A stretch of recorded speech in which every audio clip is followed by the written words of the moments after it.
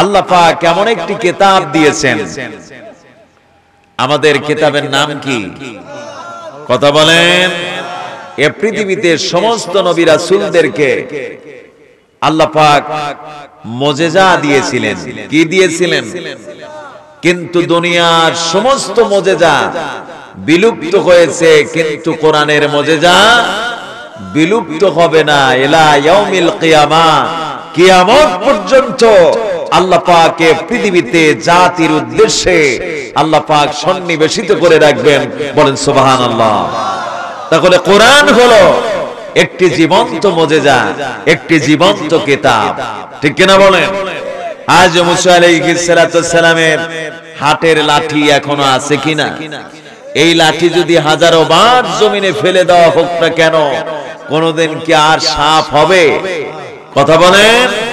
আমার বন্ধুগণ, ইয়াকুব আলাইহিস সালাতু সালামের গায়ের জুব্বা কিন্তু এখনো বিদ্যমান রয়েছে। অন্ধ মানুষের চোখের সম্মুখে এই জুব্বা যদি হাজারো বার ধরা হয়, তাহলে কি আর দৃষ্টি ফিরে পাবে? পাবে না। তার মানে কি? সমস্ত মুজিজা বিলুপ্ত হয়েছে, কিন্তু কোরআনের মুজিজা বিলুপ্ত হয় নাই। আমার বন্ধুগণ, আমরা যদি সেই কোরআনকে বলি, কোরআন তোমার নাম কি? সুবহানাল্লাহ পড়বেন না? কোরআন জবাব দিচ্ছেন, ইন্নাহু লাকুরআনুন কারীম ফি কিতাবিম মাকনুন। আল্লাহু আকবার। আমি এমন একটি কিতাব, আমার নাম হলো কোরআনুল মাজিদ। আমার নাম কি? আমি একটি সংরক্ষিত কিতাবের মধ্যে আল্লাহ পাক আমাকে সংরক্ষিত রেখেছেন। সুবহানাল্লাহ পড়েন। কোরআন কি যদি বলা হয় কোরআন, বুঝলাম তোমার নাম কোরআন, তোমার কি আরো নাম আছে? কোরআন জবাব দিচ্ছেন, আমার অসংখ্য নাম রয়েছে। আমার নাম হলো ফুরকান, আমার নাম হলো বায়ান, আমার নাম হলো তাফসীর, আমার নাম হলো মুবিন, আমার নাম হলো নাজির, আমার নাম হলো বাশির, আমার নাম হলো হাদিদ। এভাবে করে অসংখ্য নাম দিয়ে এই জাতির হিদায়াতের জন্য আল্লাহ পাক আমারে সন্নিবেশিত করেছেন। বলেন সুবহানাল্লাহ। আরেকটু আওয়াজ দিয়ে বলি আল্লাহু আকবার। আমার বন্ধুগণ, কোরআনকে যদি আমরা বলি কোরআন, বুঝলাম তোমার অসংখ্য নাম আছে। কোরআন বলো তো তোমার বাড়ি কোথায়, তুমি কোথায় ছিলে? কোরআন কত সুন্দর করে জবাব দিচ্ছেন, বাল হুয়া কুরআনুম মাজিদুন ফি লাওহিম মাহফুজ। বলেন আল্লাহু আকবার। জোরে বলেন আল্লাহু আকবার। আমার বন্ধুগণ, কোরআন জবাব দিচ্ছেন, ও দুনিয়ার মানুষেরা, আমি কোরআন আমার বাড়ি হলো, আমার জায়গা হলো লাউহে মাহফুজ। বলেন সুবহানাল্লাহ। জোরে বলেন আল্লাহু আকবার। কোরআনের বাড়ি কোথায়? আরো চিল্লায়া বলুন, কোরআনের বাড়ি কোথায়? আমার বন্ধুগণ, কোরআনকে যদি বলা হয়, ও কোরআন বলো তো, বুঝলাম তোমার বাড়ি লাউহে মাহফুজ, তুমি পৃথিবীতে কখন নাজিল হয়েছো, দিনের বেলা না রাত্রি বেলা? সুবহানাল্লাহ পড়েন। আমার বন্ধুগণ, কোরআন তার কত সুন্দর করে জবাব দিচ্ছেন, ইন্না আনসালনাহু ফি লাইলাতিল কদর ওয়া মা আদরাকা মা লাইলাতুল কদর। বলেন আল্লাহু আকবার। জোরে বলেন আল্লাহু আকবার। আমার বন্ধুগণ, কোরআন জবাব দিচ্ছেন, ও দুনিয়ার মানুষেরা, আমি কোরআনে পৃথিবীতে এমন একটা রজনীতে আগমন করেছি, সেই রাত্রির নাম হলো কদরের রাত। বলেন সুবহানাল্লাহ। সেই রাতের নাম কি? আরো চিল্লা বলুন, সেই রাতের নাম কি? এই রাতের মর্যাদা কম না বেশি? কথা বলেন, কম না বেশি? লাইলাতাম মুবারাকাতান, আল্লাহ রাব্বুল আলামিন এই রাতকে এত বরকতপূর্ণ করেছেন, হাজার হাজার রাত্রি চাইতেও শ্রেষ্ঠতম করেছেন। বলেন সুবহানাল্লাহ, সুবহানাল্লাহু আকবার। আমার বন্ধুগণ, কোরআনকে যদি বলা হয় কোরআন বুঝলাম, তুমি কদরের রাত্রিতে আগমন করেছো। ও কোরআন বলো তো তুমি কোন মাসে নাজিল হয়েছো? বলেন সুবহানাল্লাহ। কোরআন তার সুন্দর করে জবাব দিচ্ছেন। কি জবাব? শাহরু রমাদানাল্লাযী উনসিলা ফীহিল কুরআন হুদাল লিন-নাসি ওয়া বায়্যিনাতিন মিনাল হুদা ওয়াল ফুরকান। আল্লাহু আকবার। কোরআন জবাব দিচ্ছে, ও দুনিয়ার মানুষেরা, আমি কোরআন এই পৃথিবীতে এমন একটা মাসে নাজিল হয়েছি, সেই মাসটির নাম হলো রমজান মাস। বলেন সুবহানাল্লাহ। এই মাসের মর্যাদা কম না বেশি? কথা বলেন, কম না বেশি? এই মাস আমাদের মাঝে আসে কিনা? কথা বলেন, আসে কিনা? বছরে কতবার? আর একটু আওয়াজ দে বলি, কতবার? আমার বন্ধুগণ, আমার দেশে সেই রমজান আলী আছে কিনা? শুকুর আলী আছে কিনা? তারপরে সুবহান আলী আছে কিনা? আব্দুল গফফার আছে কিনা? কথা বলেন, আছে কিনা? নামগুলো ভালো না খারাপ? কথা বলেন, ভালো না খারাপ? আমার বন্ধুগণ, কত সুন্দর সুন্দর নাম রেখেছে। সন্তান রমজান মাসে জন্ম নিয়েছে, যার কারণে সন্তানের নাম রাখলো রমজান আলী, শুকুর আলী, গফফার আলী। কিন্তু দুঃখ লাগে, কষ্ট লাগে, আমার দেশের সেই রমজান আলী রমজান মাস যখন আসে রোজাও রাখে না, শুকরিয়া আদায় করে না, নামাজও পড়ে না। ঠিক কিনা বলেন? এরকম নামদারি আমার দেশে আছে কিনা? কথা বলেন, আছে কিনা? তাহলে নাম সুন্দর করে চলবে না, আমল আখলাক সুন্দর হতে হবে। ঠিক কিনা বলেন? জোরে বলেন, ঠিক কিনা? আমার বন্ধুগণ, কোরআনকে যদি আমরা এভাবে করে সারা জীবন প্রশ্ন করি, প্রশ্ন করতে করতে আমাদের জিন্দেগি শেষ হয়ে যাবে, কিন্তু কোরআনের জবাব শেষ হবে না। সুবহানাল্লাহ পড়বেন না? আমার বন্ধুগণ, কোরআনকে যদি বলা হয় কোরআন লেখ, বুঝলাম তুমি রমজান মাসে আগমন করেছো। ও কোরআন বলো তো তোমারে কে শিখালো, তোমারে কে জানালো? কোরআন কত সুন্দর করে জবাব দিচ্ছেন, আর রহমানু আল্লামাল কুরআন খালাকাল ইনসান আল্লামাহুল বায়ান। বলেন আল্লাহু আকবার, জোরে বলেন আল্লাহু আকবার। আমার বন্ধুগণ, কোরআন জবাব দিচ্ছেন, ও দুনিয়ার মানুষেরা, আমি কোরআন আমারে শিক্ষা দিয়েছেন অতীব দয়াশীল সেই মেহেরবান, সেই করুণাওয়ালা রহমান আমারে কোরআন শিক্ষা দিয়েছে। সুবহানাল্লাহ পড়বেন না? আমার বন্ধুগণ, কোরআনকে যদি আমরা বলি কোরআন রে, বুঝলাম তোমারে শিখালো সেই রহমান। ও কোরআন বলো তো তুমি পৃথিবীতে একেবারে এসেছো না ক্রমান্বয়ে এসেছো? কোরআন তারও জবাব দিচ্ছেন, ও দুনিয়ার মানুষেরা, আমি কোরআন এই পৃথিবীতে একেবারে আসি নাই। ইন্না নাহনু নাযালনা আলাইকাল কুরআনা তানসীলা। বলেন আল্লাহু আকবার, জোরে বলেন আল্লাহু আকবার। আমার বন্ধুগণ, কোরআন জবাব দিচ্ছেন, ও দুনিয়ার মানুষেরা, তোমরা ভালো করে শুনে নাও, ভালো করে জেনে নাও, আমি কোরআন এই পৃথিবীতে একেবারে আসি নাই। যখন যতটুকুন প্রয়োজন, যখন যতটুকুন দরকার, এইভাবে করে সুদীর্ঘ 23টি বছর ধরে আমি আগমন করেছি। সুবহানাল্লাহ পড়বেন না? তাহলে কোরআন এসেছে কত বছর? কথা বলেন, কত বছর? আমার বন্ধুগণ, কোরআনকে যদি বলা হয় কোরআন রে, বুঝলাম তুমি 23টি বছর ধরে আগমন করেছো। ও কোরআন বলো তো তুমি পৃথিবীতে কি জন্য নাজিল হয়েছো, কি কারণে তুমি আগমন করেছো? কোরআন। সুবহানাল্লাহ পড়বেন না? কোরআন আমাদেরকে আলো দেওয়ার জন্য এসেছে। কোরআন এসেছে আমাদেরকে আলোর সমাজকে মোকাম্মেল করার জন্য। কোরআন আমাদেরকে কি দেয়? একটু কথা বলতে হবে ভাই। আপনারা কি মন খারাপ করেছেন? যেভাবে একটু জবাব দিতে হবে, হ্যাঁ হু ইয়েস নট কিছু বলবেন তো। কোরআনের সপক্ষে যত আওয়াজ হবে সগীরা গুনাহগুলো ঝরে যাবে, আমলনামায় অসংখ্য সওয়াব লেখা হবে। সুবহানাল্লাহ পড়বেন না? তাহলে মাঝে মাঝে একটু আওয়াজ দেওয়া যাবে তো? যাবে যাবে যাবে যাবে। কারণ যত আওয়াজ দিবেন সগীরা ঝরবে, আমলনামায় সওয়াব লেখা হবে। ঠিক না বলেন?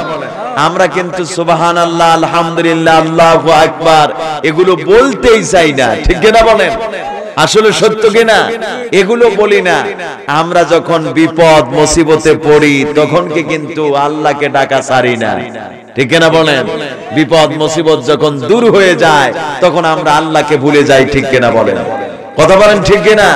আমার বন্ধুগণ, দুই বন্ধু ছিল। একজন বন্ধুর নাম হলো কালু মিয়া। কি নাম?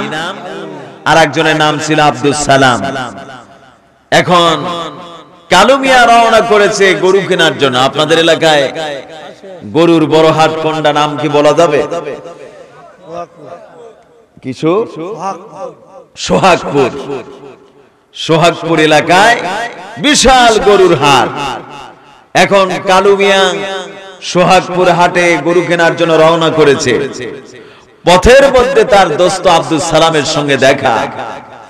আব্দুল সালাম তখন কালু মিয়াকে বলছে, দোস্ত কই চলছো?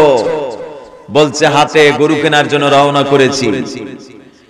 আব্দুল সালাম তখন কালু মিয়াকে বলছে, বন্ধু বলো যে ইনশাআল্লাহ হাটে গরু কেনার জন্য রওনা করেছি। সুবহানাল্লাহ বলেন।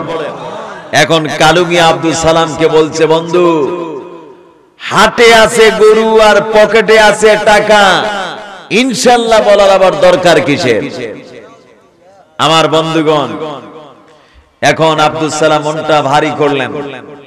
কালু মিয়া রওনা করলেন গুয়াহাটি। যখন গুয়াহাটি ঢুকে পড়েছে, পকেট মার কালু মিয়ার পিছনে সিআইডির মতো লেগে আছে। কার মতো? কালু মিয়া যেখানে, সিআইডির মতো চোরও সেখানে। এরকম করতে করতে গরু দেখতে দেখতে একটা গরু পছন্দ হয়ে গেল। এখন গরুওয়ালার সঙ্গে দরদাম সব ঠিক করেছে। এখন পকেট থেকে গরুওয়ালাকে যখন টাকা দিবে, পকেটে যখন হাত দিয়েছে, পকেট লম্বা হওয়া শুরু করেছে।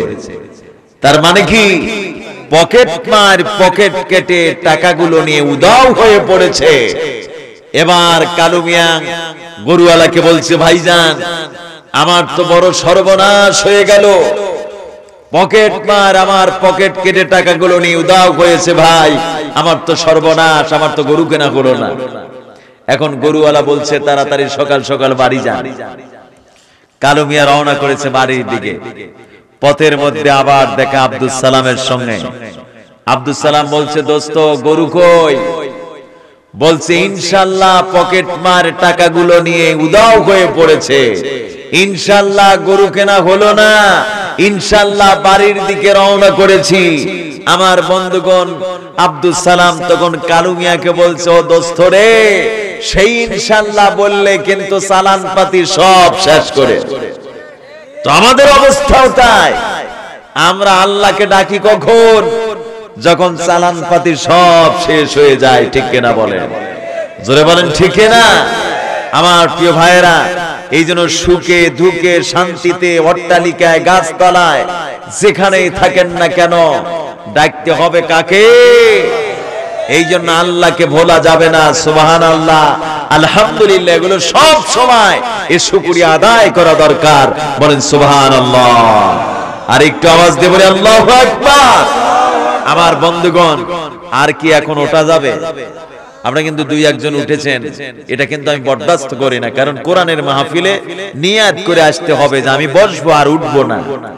আর যদি মনে করেন যে একটু দেখে আসি বক্তা কেমন, সুরটা কেমন, হাসাতে পারে কিনা, গান কইতে পারে কিনা, এরকম নিয়াত নিয়ে যদি আসেন তাহলে কিন্তু আপনার কোনো ফায়দা হবে না। ঠিক কিনা বলেন? জোরেবান ঠিক কিনা? তাহলে কি আর ওঠা যাবে? যাবে যাবে। যদি ওঠেন তাহলে আলামত কিসের হবে? শেষ পর্যন্ত আমরা মোনাজাত করে এখান থেকে বিদায় নেব। আল্লাহ পাক যেন কবুল করেন। জোরে বলি আমিন, আর জোরে বলি আমিন। আমার বন্ধুগণ, তাহলে কোরআন এসেছে কত বছর ধরে? 23টি বছর ধরে। আর কোরআন এসেছে কিসের জন্য? আমাদেরকে আলো দেওয়ার জন্য, মানুষকে অন্ধকার সমাজ থেকে আলোর সমাজে বের করার জন্য। ঠিক কিনা বলেন? জোরে বলেন ঠিক কিনা? কিন্তু এক শ্রেণীর মানুষ নামের কলঙ্ক, যাদের কোরআনের আলো সহ্য হয় না, কোরআনের কথা শুনলে গায়ে আগুন ধরে যায়, কোরআনের কথা শুনলে তাদের চোখ রাঙায়, কোরআন পছন্দ হয় না, ইসলাম সহ্য হয় না। এরকম মুসলমান আমার দেশেও আছে কিনা? কথা বলেন, আছে কিনা?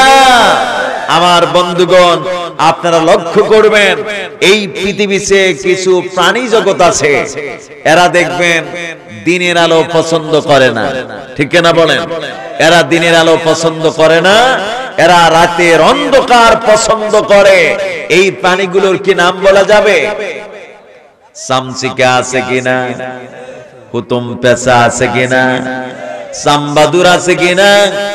তারপরে শিয়ালের জাত আছে কিনা? তারপরে মবগাওরা আছে কিনা? আমার বন্ধুগণ, এদেরকে কিন্তু দিনের বেলা পাওয়া যায় না। ঠিক কিনা বলেন? জোরে বলেন ঠিক কিনা? তার মানে হলো এরা দিনের অন্ধকার, দিনের আলো পছন্দ করে না, রাতের অন্ধকার পছন্দ করে বলে রাত যখন ঘনিয়ে আসে কোত্থেকে যেন চিকা বের হয়ে চিক চিক শুরু করে দেয়। ঠিক কিনা বলেন? চাম্বাদুর চলাচল করে, তারপরে হুতুম পেঁচা চলাচল করে, শিয়ালগুলো দৌড়াদৌড়ি করে। আমার বন্ধুগণ, আমি আপনাদেরকে জানাতে চাই, যাদের কোরআন পছন্দ হয় না, যাদের ইসলাম সহ্য হয় না, এরা হলো চামচিকার বাচ্চা, হুতুম পেঁচার দল। ঠিক কিনা বলে? জোরে বলেন ঠিক কিনা? এরা কিসের দল? এরা চামচিকার বাচ্চা, হুতুম পেঁচার জাত, যার কারণে ইসলাম সহ্য হয় না, কোরআন সহ্য হয় না।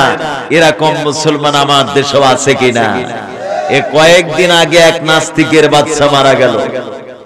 এই নাস্তিক বাংলাদেশের হাজার হাজার আলেম ওলামারা যখন বিশাল সমাবেশ করেছিল সুপ্রিম কোর্টের সম্মুখে মূর্তিকে অপসারণের জন্য, আমার বন্ধুগণ, এই নাস্তিকের বাচ্চা আলেম ওলামাদেরকে শুয়ারের বাচ্চা বলে গালি দিয়েছিল। আমার বন্ধুগণ, তুমি কারে গালি দিলে? ও নাস্তিক, ঈমান নিয়ে মরতে পারো নাই, বেঈমান হয়ে কবরে চলে গেলে।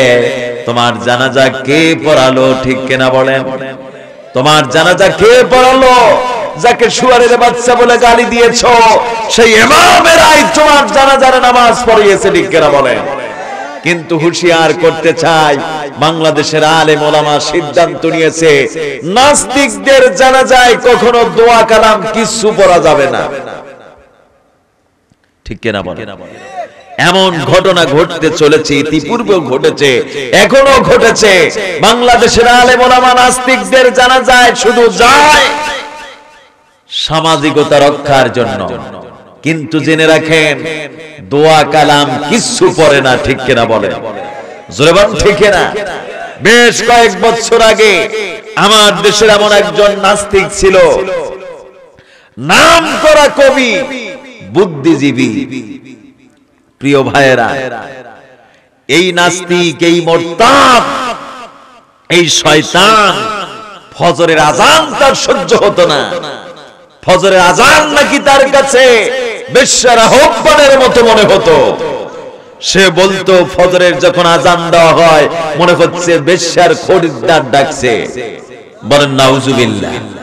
আমরা বলি, তোমার তো আজান ভালো লাগবে না, কারণ বিশ্ববিদ্যালয়ে পড়াশোনা করেছো, তেঁতুলের চাটনাই খাইছো, আর প্রেম প্রীতি করেছো, আর ওই আপনার বেশ্যখানা আড্ডা দিয়েছো, যার কারণে তোমার ফজরের আজান ভালো লাগে না। ঠিক কিনা বলেন? জোরে বলেন ঠিক কিনা? আমার বন্ধুগণ, এই নাস্তিক ঈমান নিয়ে মরতে পারে নাই, বেঈমান হয়ে জমিন থেকে বিদায় নিয়েছিল। এই কবির লাশ যখন বাংলাদেশে আসতে শুরু করেছে, ঢাকা বিশ্ববিদ্যালয় কেন্দ্রীয় মসজিদে তার জানাজা হবে। ঢাকা বিশ্ববিদ্যালয় কেন্দ্রীয় মসজিদের ইমাম সাহেব ছিলেন নোয়াখালীর মানুষ। উনি চিন্তা করছেন, এত বড় নাস্তিক মুরতাদ বেঈমানের জানাজা আমার দ্বারা সম্ভব না।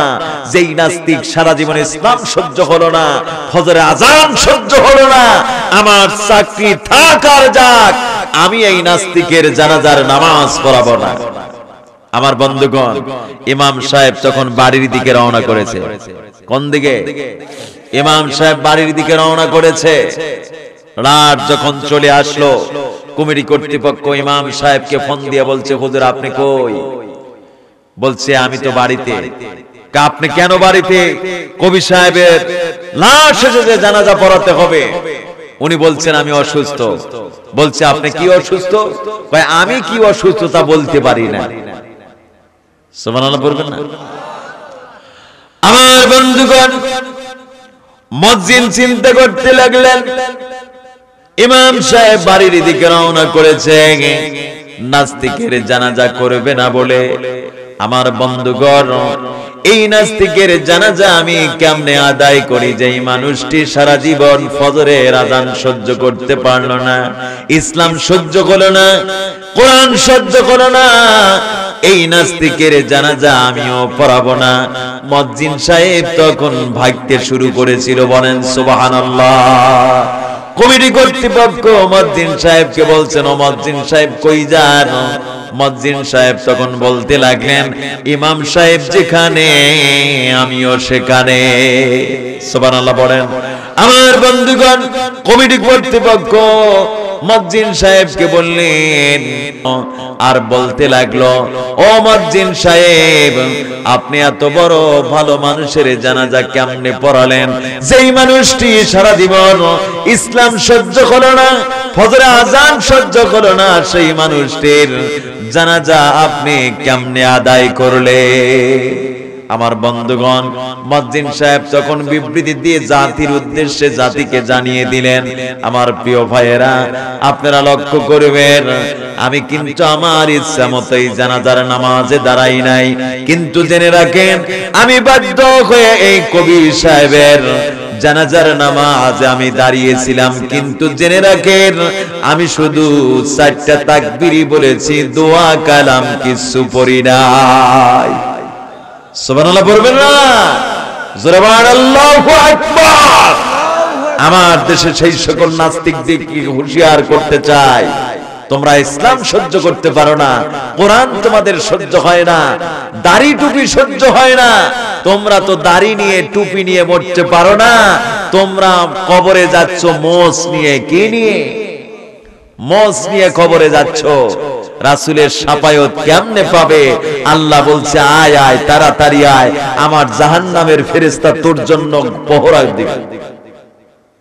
আমার বন্ধুগণ, তাহলে কোরআন এসেছে মানুষকে আলো দেওয়ার জন্য। কিসের জন্য? কথা বলেন, কিসের জন্য?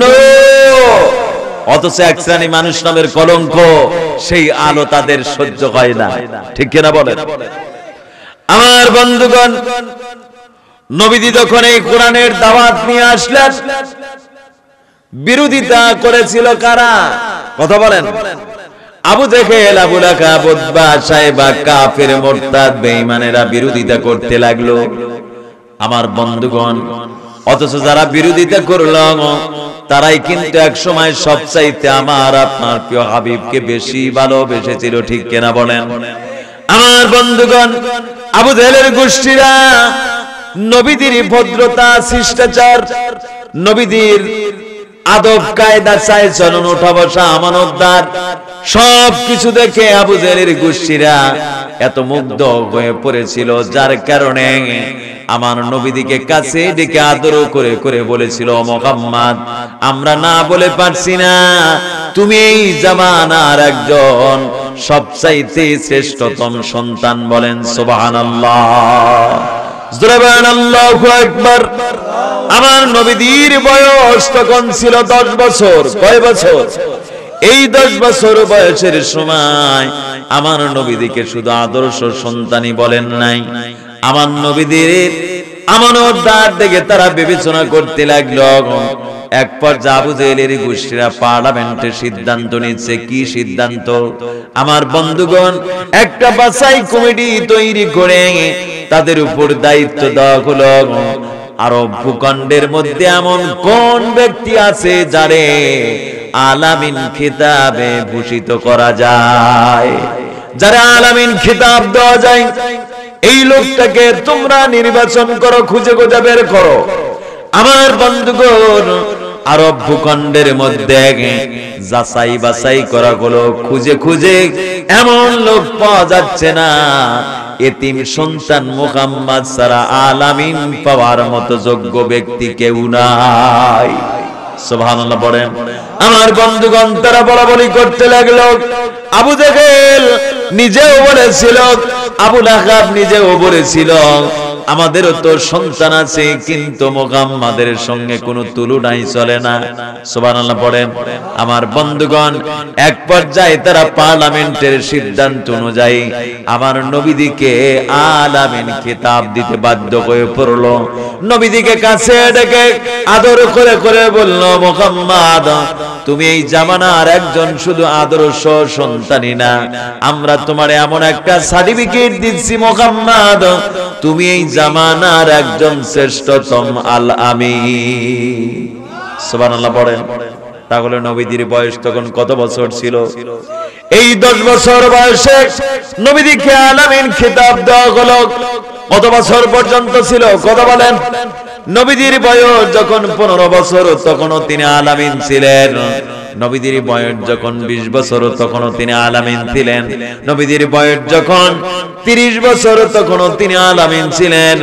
নবীজির বয়স যখন 35 বছর, তখনও তিনি আলামিন ছিলেন। নবীজির বয়স যখন 40 বছর, তখনও আমার আপনার প্রিয় হাবিবকে তারা আলামিন বলে ডেকেছিল। এই 40 বছর পরে যখন কুরআনুল কারীম নাজিল হয়ে গেল, আমার বন্ধুগণ, আমার আপনার প্রিয় হাবিব যখন এই কোরআনের দাওয়াত নিয়ে আসলেন, মানুষের কাছে যখন কোরআনের দাওয়াত দিচ্ছেন, প্রকাশ্যে না গোপনে, কথা বলেন, আমার নবী এক নয় দুই নয়, প্রকাশ্যে দাওয়াত দিতে পারলেন না। আমার নবীজি মানুষের কাছে কাছে গোপনে গোপনে দাওয়াত দিতেছিলেন। এক নয় দুই নয়, 3টি বছর ধরে আমার নবীজি মানুষের কাছে গোপনে দাওয়াত দিতেছিলেন। আমার বন্ধুগণ, এই গোপন দাওয়াতের মাধ্যমে এক নয় দুই নয় 322 জন মর্দে মুজাহিদ ইসলাম কবুল করেছিলেন। সুবহানাল্লাহ পড়েন। 322 জন মর্দে মুজাহিদ ইসলাম কবুল করলেন। আমাদের মতো কিন্তু ইসলাম কবুল করেন নাই। তারা এমন ঈমান এনেছিলেন, ইসলামের জন্য, কোরআনের জন্য জীবন চলে যাবে, কিন্তু ইসলাম ছাড়বে না, কোরআন ছাড়বে না। আপনার ইসলামের জন্য, কোরআনের জন্য জায়গা জমি বিসর্জন হবে, কিন্তু ইসলাম ছাড়বে না। সুবহানাল্লাহ বলেন। সন্তান এতিম হয়ে যাবে, কিন্তু ইসলাম ছাড়বে না, কোরআন ছাড়বে না, ঈমান ছাড়বে না। এরকম ধরনের 322 জন মর্দে মুজাহিদ ইসলাম কবুল করেছিলেন। আল্লাহু আকবার। ঈমান এনেছিলেন সাইয়্যিদনা বিলাল রাদিয়াল্লাহু তাআলা আনহু। যেই বিলাল হাবশী গোলাম, দেখতে কালা কুৎসিত। বন্ধুগণ আমার, বিলালের বয়স তখন 10 বছর। এমনটি সময় আমার রাসূলের আদর্শে মুগ্ধ হয়ে ইসলাম কবুল করলেন। উমাইয়া বিন খলফের কীর্তদার ছিল।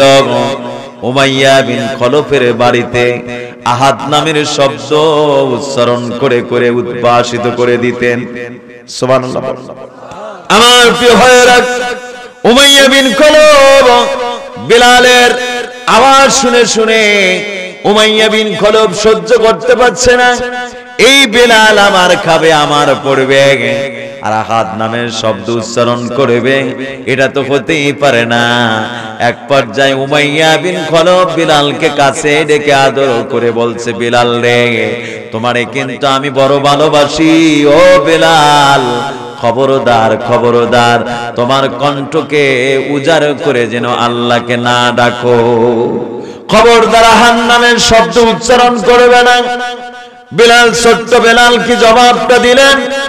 উমাইয়া বিন খলব, তুমি আমার মালিক হতে পারো, আমি তোমার গোলাম হতে পারি, কিন্তু এর মানে এই নয়, ভালো করে জেনে নাও যে আল্লাহ তোমারে সৃষ্টি করেছেন, সেই আল্লাহ আমারেও সৃষ্টি করেছেন। বলেন সুবহানাল্লাহ।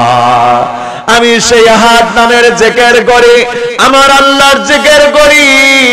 এই পৃথিবীতে এমন কোন শক্তি নাই যে বিলালের কণ্ঠ থেকে আল্লাহ নামের আওয়াজ বন্ধ করে দিতে পারে।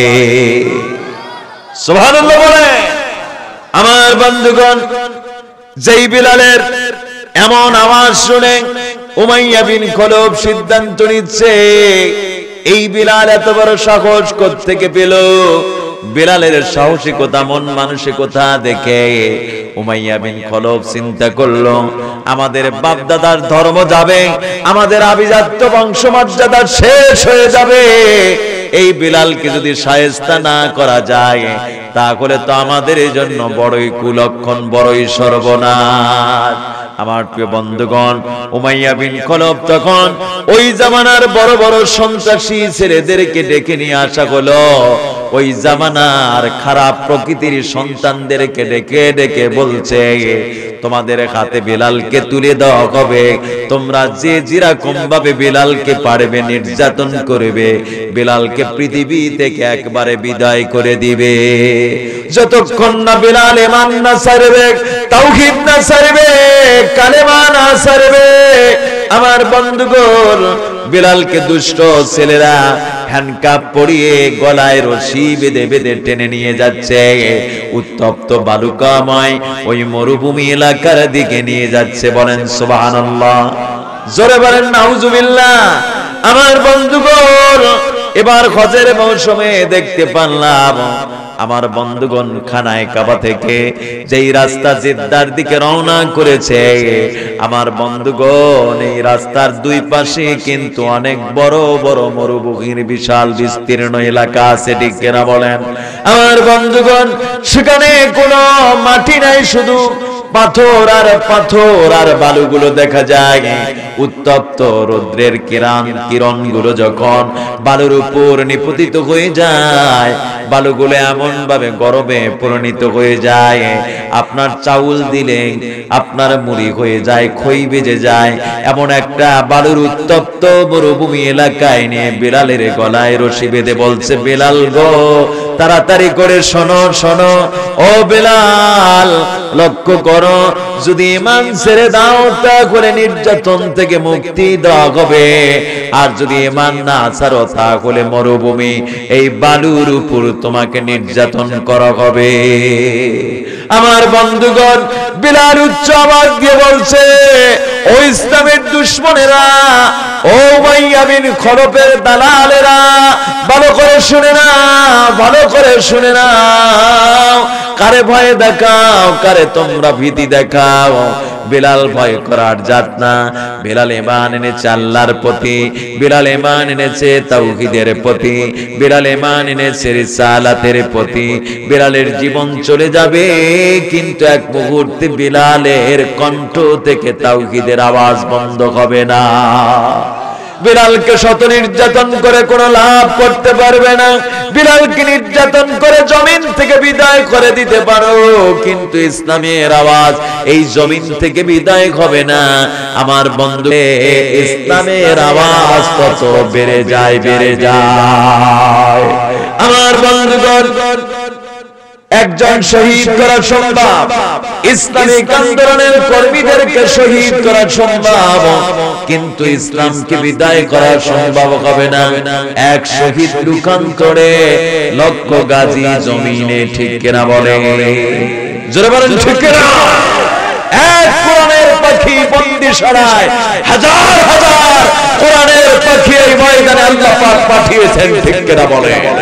জোরে বলেন ঠিক কিনা? আমার বন্ধুগণ, বিলালের গলায় রশি, উত্তপ্ত মরুভূমির মধ্যে টানা খাসা করা করছে বিলালকে। উত্তপ্ত বালুর মধ্যে যখন টানা গাছটা করা হলো, বেলালের গা দিয়ে ফোসকা পড়ে গেল, বেলালের রক্ত দিয়ে রক্ত ফিঙ্কা দিয়ে বের হতেছিল, গা দিয়ে গোশত খসে খসে যেতেছিল। এমনটি সময় বেলালের বুকের উপর ভারী ধরনের পাথর চাপা দিয়ে বলতেছে, বেলাল রে, এখনো যদি নির্যাতন থেকে মুক্তি পেতে চাও তাহলে আঘাত নামের শব্দ বন্ধ করে দাও, ঈমান ছেড়ে দাও, তাওহীদের আওয়াজ বন্ধ করো। আমার বন্ধুগণ, বেলাল বলতেছে, কারে বলো? বেলাল ঈমান এনেছে আল্লাহর প্রতি। বেলাল হাজার হাজার নির্যাতন সহ্য করতে রাজি আছে, কিন্তু এক সেকেন্ডের জন্য তাওহীদের আওয়াজ বন্ধ হবে না, হবে না। বলেন সুবহানাল্লাহ। আমার বন্ধুগণ, এমন নির্যাতনের দৃশ্য চলছে, ওই রাস্তা দিয়ে সাইয়েদনা আবু বকর রাদিয়াল্লাহু তাআলা তিনি যখন রওনা করেছিলেন, বেলালের নির্যাতনের দৃশ্য আবু বকরের চোখে ধরা পড়ে গেল। আবু বকর বেলালের করুণ নির্যাতনের দৃশ্য দেখে চোখের পানি ধরে রাখতে পারলেন না। সুবহানাল্লাহ। আমার বন্ধুগণ, হযরত আবু বকর হাউমাউ করে কান্নাকাটি শুরু করে দিলেন। মানুষ এত নিষ্ঠুর হতে পারে, যেই মানুষটির দিলে কোনো রকম নাই, যেই মানুষটির দিলে কোনো মায়া নাই, এই মানুষটি কি করে ছোট্ট বালক না জানি কি এত বড় অপরাধ করেছে, যার কারণে বেলালকে এত নির্যাতন চালাচ্ছে। আমার বন্ধুগণ, সঙ্গে সঙ্গে আবু বকর চলে গেলেন উমাইয়া বিন খলফের কাছে, গিয়ে বলছে, উমাইয়া বিন খলফ রে, তোমার দিলে বুঝি মায়া নাই, তোমার দিলে বুঝি রকম নাই, না জানি এই ছোট্ট বেলাল এত বড় কি অপরাধ করলো, তারে তুমি এত নির্যাতন চালাচ্ছ, এত বড় কষ্ট দিচ্ছ, তোমার কি মায়া হয় না, তোমার কি দয়া হয় না? আমার বন্ধুগণ, উমাইয়া বিন খলফ যখন আবু বকরকে বলেছিল, আবু বকর রে, তোমার যদি বেলালের প্রতি এত দরদ লাগে, বেলালের প্রতি যদি এত মায়া লাগে, ও আবু বকর, তাহলে বেলালকে তুমি আযাদ করে নিয়ে যাও।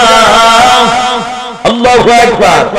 আমার বন্ধুগণ, হযরত আবু বকর সঙ্গে সঙ্গে উমাইয়া বিন খলফকে বললেন, উমাইয়া রে, বলো বলো, তুমি বেলালকে মুক্ত করার জন্য কত টাকা পয়সা চাও, কত দিরহাম চাও? আমার বন্ধুগণ, উমাইয়া বিন খলফ তখন একটু চালাকি করেছিল, আমি আবু বকরের কাছে বেশি অঙ্কের টাকা চাবো, যাতে করে আবু বকর বেশি অঙ্কের টাকা দিতে পারবে না, বেলালকে মুক্ত করতে পারবে না।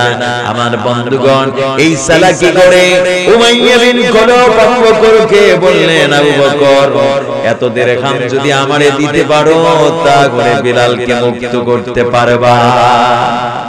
আমার প্রিয় ভাইরা, হযরত আবু বকর উমাইয়া বিন খলফকে বললেন না যে একটু কমাও, বা একটু কমাতে হবে। আমার বন্ধুগণ, কোনো কথা বললেন না, বাড়ির দিকে রওনা করলেন। বেলালের জন্য জায়গা জমি বিক্রি করলেন, পরোয়া করলেন না। সুবহানাল্লাহ পড়েন। আমার বন্ধুগণ, বেলালের জন্য জায়গা বিক্রি করলেন, জমি জমা যা ছিল সব বিক্রি করে টাকা পয়সা জোগাড় করে ব্যাগের বস্তা টাকাগুলো নিয়ে উমাইয়া বিন খলফের দরবারে গিয়ে আবু বকর বলছে, উমাইয়া রে, এই নাও তোমার মোহাব্বতের টাকা পয়সা, বুঝে নাও, আর আজ থেকে তুমি কালো গোলাম বেলালকে চিরমুক্ত করে দাও। সুবহানাল্লাহ পড়বেন। আমার বন্ধুগণ, উমাইয়া বিন খলফ টাকা পয়সাগুলো বুঝে নিল। এবার মুস্কি মুস্কি হাসি দিয়ে বলছে, আবু বকর গো, আমি মনে করেছিলাম যে তুমি বয়োজ্যেষ্ঠ মানুষ, তুমি হয়তো তোমার বুদ্ধি শুদ্ধি বেশি, কিন্তু আবু বকর, আমি দেখতে পেরেছি তোমার চাইতে বোকা মানুষ আল্লাহর জমিনে আর কেউ নাই। ও আবু বকর, বলো তো, এই হাবশী গোলাম, এই কালো বিলালকে মুক্ত করে তোমার কি উপকার হবে, তোমার কি লাভটা হবে?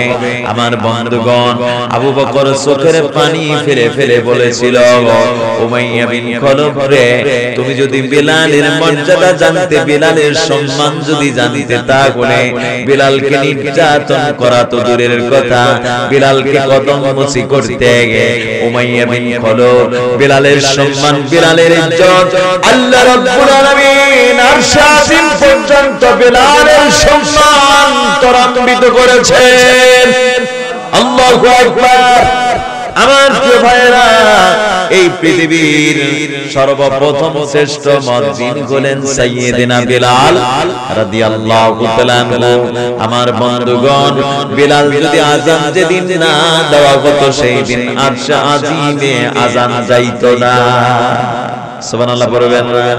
আমার বন্ধুগণ, বিলাল ছিলেন এই পৃথিবীর শ্রেষ্ঠতম মুয়াজ্জিন, মসজিদের মুয়াজ্জিন ছিলেন। আমার বন্ধুগণ, এক সময় কিন্তু নামাজ পড়া হতো ঘন্টার আওয়াজ দিয়ে আগুন জ্বালায়া, তখন কিন্তু আপনার এই ধরনের আযান ছিল না, ঠিক না বলেন? আযান ছিল না। আমার বন্ধুগণ, নবীজি একদিন সাহাবীদেরকে ডাকলেন, 14 সদস্য বিশিষ্ট একটা কমিটি তৈরি করেছিলেন। নবীজি মনে করলেন আগুন জ্বালায়া মানুষকে নামাজের জন্য আহ্বান করা হয়, ঘন্টা বাজায়া মানুষকে নামাজের জন্য আহ্বান করা হয়, দব বাজায়া মানুষকে নামাজের জন্য আহ্বান করা হয়। এই শব্দগুলো কেমন কেমন যেন মনে হচ্ছে, এটা একটু পরিবর্তন করলে হয়তো ভালো হতো। আমার বন্ধুগণ, হযরত আবু বকর ছিলেন, হযরত ওমর ছিলেন, হযরত আলী ছিলেন, হযরত উসমান যুন্নুরাইন ছিলেন, হযরত বিলাল রাদিয়াল্লাহু তাআলা আনহু ছিলেন, হযরত আব্দুর রাব্বি রাদিয়াল্লাহু তাআলা আনহু ছিলেন। এইভাবে করে এক নয় দুই নয় 14 জন সাহাবীকে নিয়ে আল্লাহর নবী ফয়সালা দিচ্ছেন যে কিভাবে নামাজের পদ্ধতি করা যায়। সুবহানাল্লাহ বলেন। আমার বন্ধুগণ, নবীজি সকলকে নাম ধরে ধরে ডেকে ডেকে বলছে, বলো বলো কি করলে নামাজের মাধ্যমে মানুষকে কি শব্দ দিয়ে ডাকা যায়? এইভাবে কেউ বলতে লাগলো আগুন জ্বালানো যাবে না, দব বাজানো হোক। কেউ বলছে দব বাজানো যাবে না, আগুন জ্বালানো হোক। কেউ বলছে আগুনও জ্বালানো যাবে না, দব বাজানো যাবে না, মানুষকে ঘন্টা বাজানো হোক। আমার বন্ধুগণ, নবীজি সেই আলোচনা মুলতবি ঘোষণা করে দিলেন। আলোচনা মুলতবি হয়ে গেল। এবার নবীজি সাহাবীরা বাড়িতে চলে গেলেন, সমস্ত সাহাবীরা ঘুমিয়ে পড়েছেন। এবার পরের দিন যখন মিটিং হচ্ছে, আমার বন্ধুগণ, হযরত আবু বকর নবীজির দরবারে চলে গেলেন, ওমর নবীজির দরবারে চলে গেলেন, ওসমান নবীজির দরবারে চলে গেলেন, আলী কারামাল্লাহু ওয়াজহু নবীজির দরবারে চলে গেলেন, হযরত বিলাল চলে গেলেন, আব্দুর রাব্বি রাদিয়াল্লাহু তাআলা আনহু চলে গেলেন। সব সাহাবীরা নবীজির দরবারে হাজির হয়ে পড়লেন। অমনটির সময় নবীজি হযরত আবু বকরকে বললেন, আবু বকর বলো তো কোন শব্দ দিয়ে মানুষকে নামাজের জন্য ডাকা যায়? সুবহানাল্লাহ বলেন। আমার বন্ধুগণ, অমনটির সময় হযরত আবু বকর নবীজিকে বললেন, ইয়া রাসূলুল্লাহ, ইয়া হাবিবাল্লাহ, আমি আজ ঘুমের মধ্যে এমন একটা স্বপ্ন দেখতে পেরেছি। হযরত আবু বকর এতটুকুন যখন নবীজিকে বলেছেন, নবীজি তখন আবু বকরকে বললেন, আবু বকর তুমি বসে যাও। সুবহানাল্লাহ বলেন। আমার বন্ধুগণ, হযরত ওমর রাদিয়াল্লাহু তাআলা তিনি যখন দাঁড়িয়ে গেলেন, ওমর নবীজিকে বললেন, ইয়া রাসূলুল্লাহ, ইয়া হাবিবাল্লাহ, আমি আজ ঘুমের মধ্যে এমন একটা স্বপ্ন দেখতে পেরেছি। আমার নবীজি আবু বকরকে বললেন, হযরত ওমরকে বললেন, ওমর গো তুমি বসে যাও। এইভাবে করে সারে খলিফা যখন একই কথা বলতেছিল, আল্লাহর নবী বললেন, বসে যাও। এবার হযরত বিলাল দাঁড়িয়ে গেলেন, নবীজির কাছে বলতে লাগলেন, ইয়া রাসূলুল্লাহ, ইয়া হাবিবাল্লাহ, আমি আজ ঘুমের মধ্যে এমন একটা স্বপ্ন দেখতে পেলাম। এই স্বপ্নের মধ্যে আমারে জানানো হচ্ছে আল্লাহু আকবার, আল্লাহু আকবার। যেই শব্দগুলো আযান হয়, এই শব্দগুলো আমাকে সম্বোধন করা হচ্ছে। নবী আবু বকরকে বললেন, বিলালকে বললেন, বিলাল রে কদ সাদ্দাকতার রুয়া, তুমি সত্য বলেছো এবং যা দেখেছো তুমি সত্য দেখেছো। সুবহানাল্লাহ বলেন। তুমি যে স্বপ্ন দেখেছো সত্য দেখেছো। আমি নবী আজকের রাতে আমাকে জিবরাইলের মাধ্যমে আল্লাহ পাক জানিয়ে দিয়েছেন এই শব্দ দিয়ে মানুষকে নামাজের জন্য আহ্বান করা হবে। আমার বন্ধুগণ, সেই দিন থেকে নবী বিলালকে বললেন, বিলাল রে আজ থেকে এই শব্দগুলো দিয়ে দিয়ে মসজিদে তুমি আযান দিবে। সুবহানাল্লাহ বলেন। তখনও কিন্তু আসসালাতু খায়রুম মিনান নাওম হয় নাই। তখন কিন্তু নামাজের আযানের মধ্যে, ফজরের আযানের মধ্যে এই শব্দ কিন্তু তখনও ছিল না। আমার বন্ধুগণ, এই শব্দ কখন আসলো? বিলালের মর্যাদা আল্লাহ কত দূর নিয়ে গেছেন আমার প্রিয় ভাইয়েরা। এইভাবে করে করে বিলাল যখন আযান দিতেন, নবীজি এক সেকেন্ড পর্যন্ত বাড়িতে দেরি করতেন না, সঙ্গে সঙ্গে মসজিদে চলে যেতেন। সাহাবীরা মসজিদে যেতেন, নবীজির মুসাল্লায় দাঁড়িয়ে ইমামতি করতেন, সাহাবীরা পিছনে দাঁড়িয়ে দাঁড়িয়ে নামাজ আদায় করতেন। বলেন, হযরত বিলাল আযান দিয়েছেন, সাহাবীরা মসজিদে চলে আসলো। সকল সাহাবীরা মসজিদে এসে হাজির হয়ে পড়েছেন, কিন্তু নবীদিকে দেখা যায় না। নবীদের আসতে দেরি হচ্ছে, কিন্তু দেখা গেল নামাজের ওয়াক্ত হয়ে গেছে, তখনও নবীদিকে মসজিদে পাওয়া যাচ্ছে না। আমার বন্ধুগণ, সাহাবীরা হতাশ হয়ে পড়লেন। না জানি নবীজি অসুস্থ হয়ে পড়েছেন, যার কারণে নবীজি মসজিদে আসতে পারছেন না। সাহাবীরা চিন্তায় পড়ে গেলেন। আর নবীজির কোনো কিছু হলে বিলাল সহ্য করতে পারতেন না, কারণ বিলালের মোহাব্বত ভালোবাসা রাসূলের প্রতি অগাধ নিরুর ভাবে ছিল। আমার বন্ধুগণ, হযরত বিলাল রাদিয়াল্লাহু তাআলা আনহু নবীজি আসতেছে না মসজিদে বলে হযরত বিলাল নবীজির হুজরার মধ্যে ঢুকে পড়লেন। বলেন সুবহানাল্লাহ। আমার বন্ধুগণ, হযরত বিলাল নবীজির হুজরাখানার মধ্যে ঢুকে পড়লেন। হযরত বিলাল নবীজির হুজরাখানার মধ্যে ঢুকে দেখতে পারলেন আমার আপনার প্রিয় হাবিব চাদরটা মুড়ি দিয়ে কত সুন্দর আরামে আরামে ঘুমাচ্ছে। সুবহানাল্লাহ বলেন। নবীজি আরামে ঘুমিয়ে পড়েছেন। হযরত বিলাল চিন্তা করলেন, রাসূলের আরামের ঘুমকে আমি কেমনে হারাম করে দেই। এক পর্যায়ে হযরত বিলাল নবীদের শিহরে দিয়ে বসে পড়লেন, আর নবীদের কানের কাছে এমন একটা শব্দ উচ্চারণ করলেন। বিলাল যখন নবীদের কানের কাছে উচ্চারণ করতে লাগলেন, আসসালাতু খায়রুম মিনান নাওম, আল্লাহু আকবার। বিলাল যখন এই আওয়াজ করেছেন আল্লাহু আকবার, নবীদের কানের কাছে যখন এই শব্দ দিয়ে আওয়াজ করেছেন, নবীজি সঙ্গে সঙ্গে ঘুম থেকে লাফিয়ে উঠলেন আর বলতে লাগলেন, বিলাল রে, বুঝতে পেরেছি নামাজের রক্ত চলে যাচ্ছে। আবার নবীজির সঙ্গে সঙ্গে ওযু করলেন, মসজিদ নববীর মধ্যে ঢুকে পড়লেন। সাহাবীদেরকে বললেন, ও সাহাবীরা, বুঝতে পেরেছি আমার অপেক্ষায় সকলেই দেরি করছো, তোমরা হয়তো মন খারাপ করেছো। সাহাবীরা বলতে লাগলেন, ইয়া রাসূলুল্লাহ, মন খারাপ করলে আমাদের ঈমান চলে যাবে। আমরা চিন্তায় পড়েছি নবীজি হয়তো অসুস্থ হয়ে পড়েছেন, যার কারণে নবীজির আসতে দেরি হয়েছে। আমরা বেকুল হয়ে পড়েছি আপনার জন্য। ইয়া নবী আল্লাহ, নামাজ যখন শুরু করলেন, নামাজ যখন শেষ করা হলো, অমনটির সময় নবীজি সাহাবীদের কাছে বর্ণনা করতেছিলেন, ও সাহাবীরা, তোমরা ভালো করে শোনো, তোমরা ভালো করে শুনে নাও। আমার আজ নামাজে আসতে দেরি হয়েছিল বলে বিলাল যখন আমার হুজরার মধ্যে ঢুকে পড়েছিলেন, আমার শিয়রের কাছে এমন একটা শব্দ উচ্চারণ করেছিলেন, আসসালাতু খায়রুম মিনান নাওম। বিলাল যখন এই শব্দ উচ্চারণ করলেন, আমি তখন দেখতে পেলাম আল্লাহ পাকের আসমান থেকে জমিন পর্যন্ত অসংখ্য রহমতের ফেরেশতাগুলো বিলালকে সুস্বাগতম জানাচ্ছিল। সুবহানাল্লাহ পড়বেন না?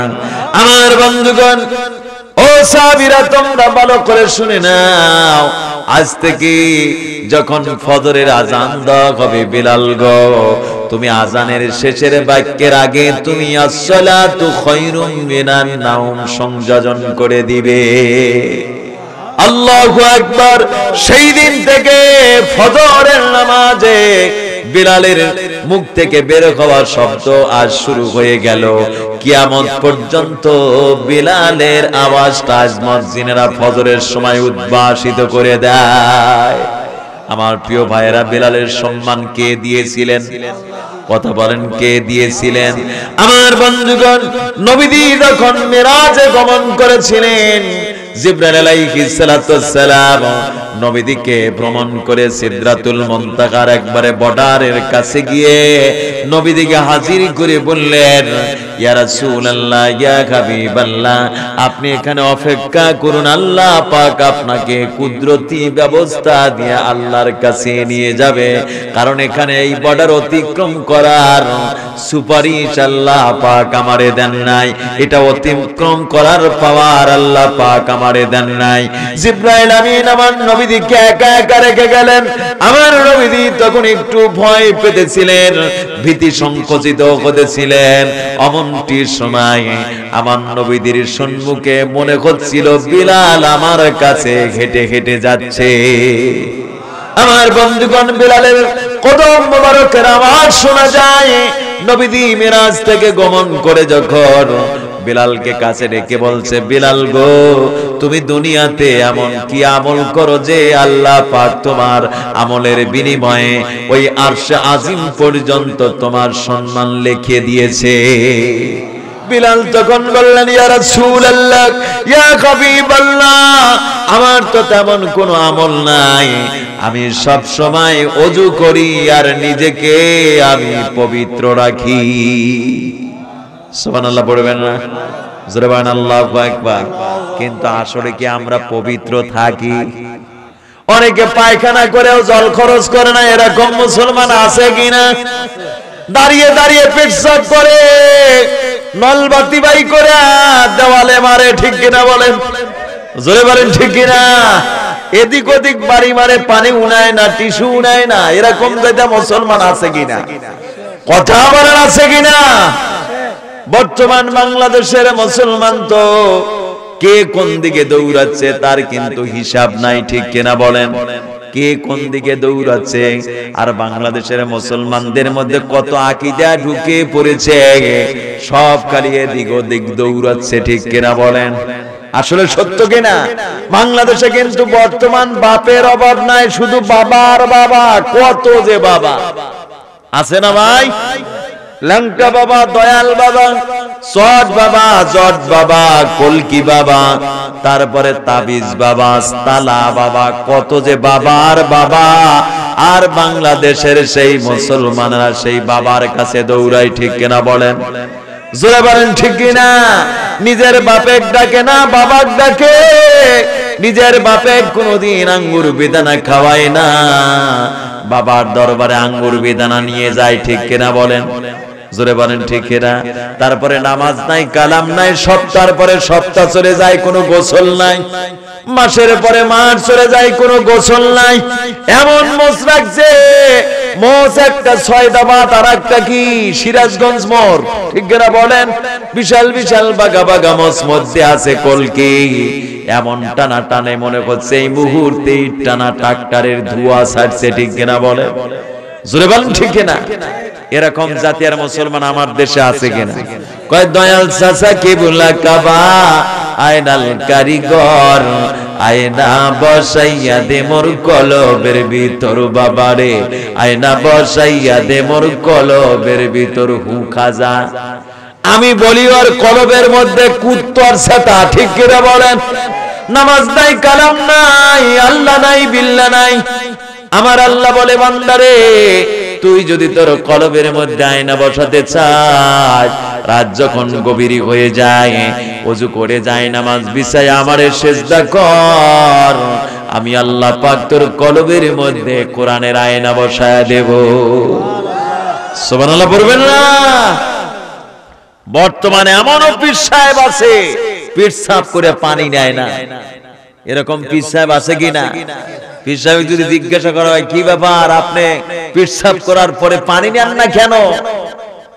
এখন পীর সাহেব বলে, যেই পানির জন্য ইমাম হাসান হুসাইন এক ফোঁটা পানির জন্য কত হাহাকার করলো, পানির জন্য জীবন দিল, আমি সেই পানি আমার ওই জায়গায় কেমনে ঠেকাই?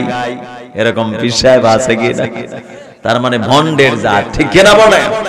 আমার বন্ধুগণ, আমার প্রিয় ভাইয়েরা, তাহলে মুসলমানের আজকে কোন দিকে দৌড়াচ্ছে?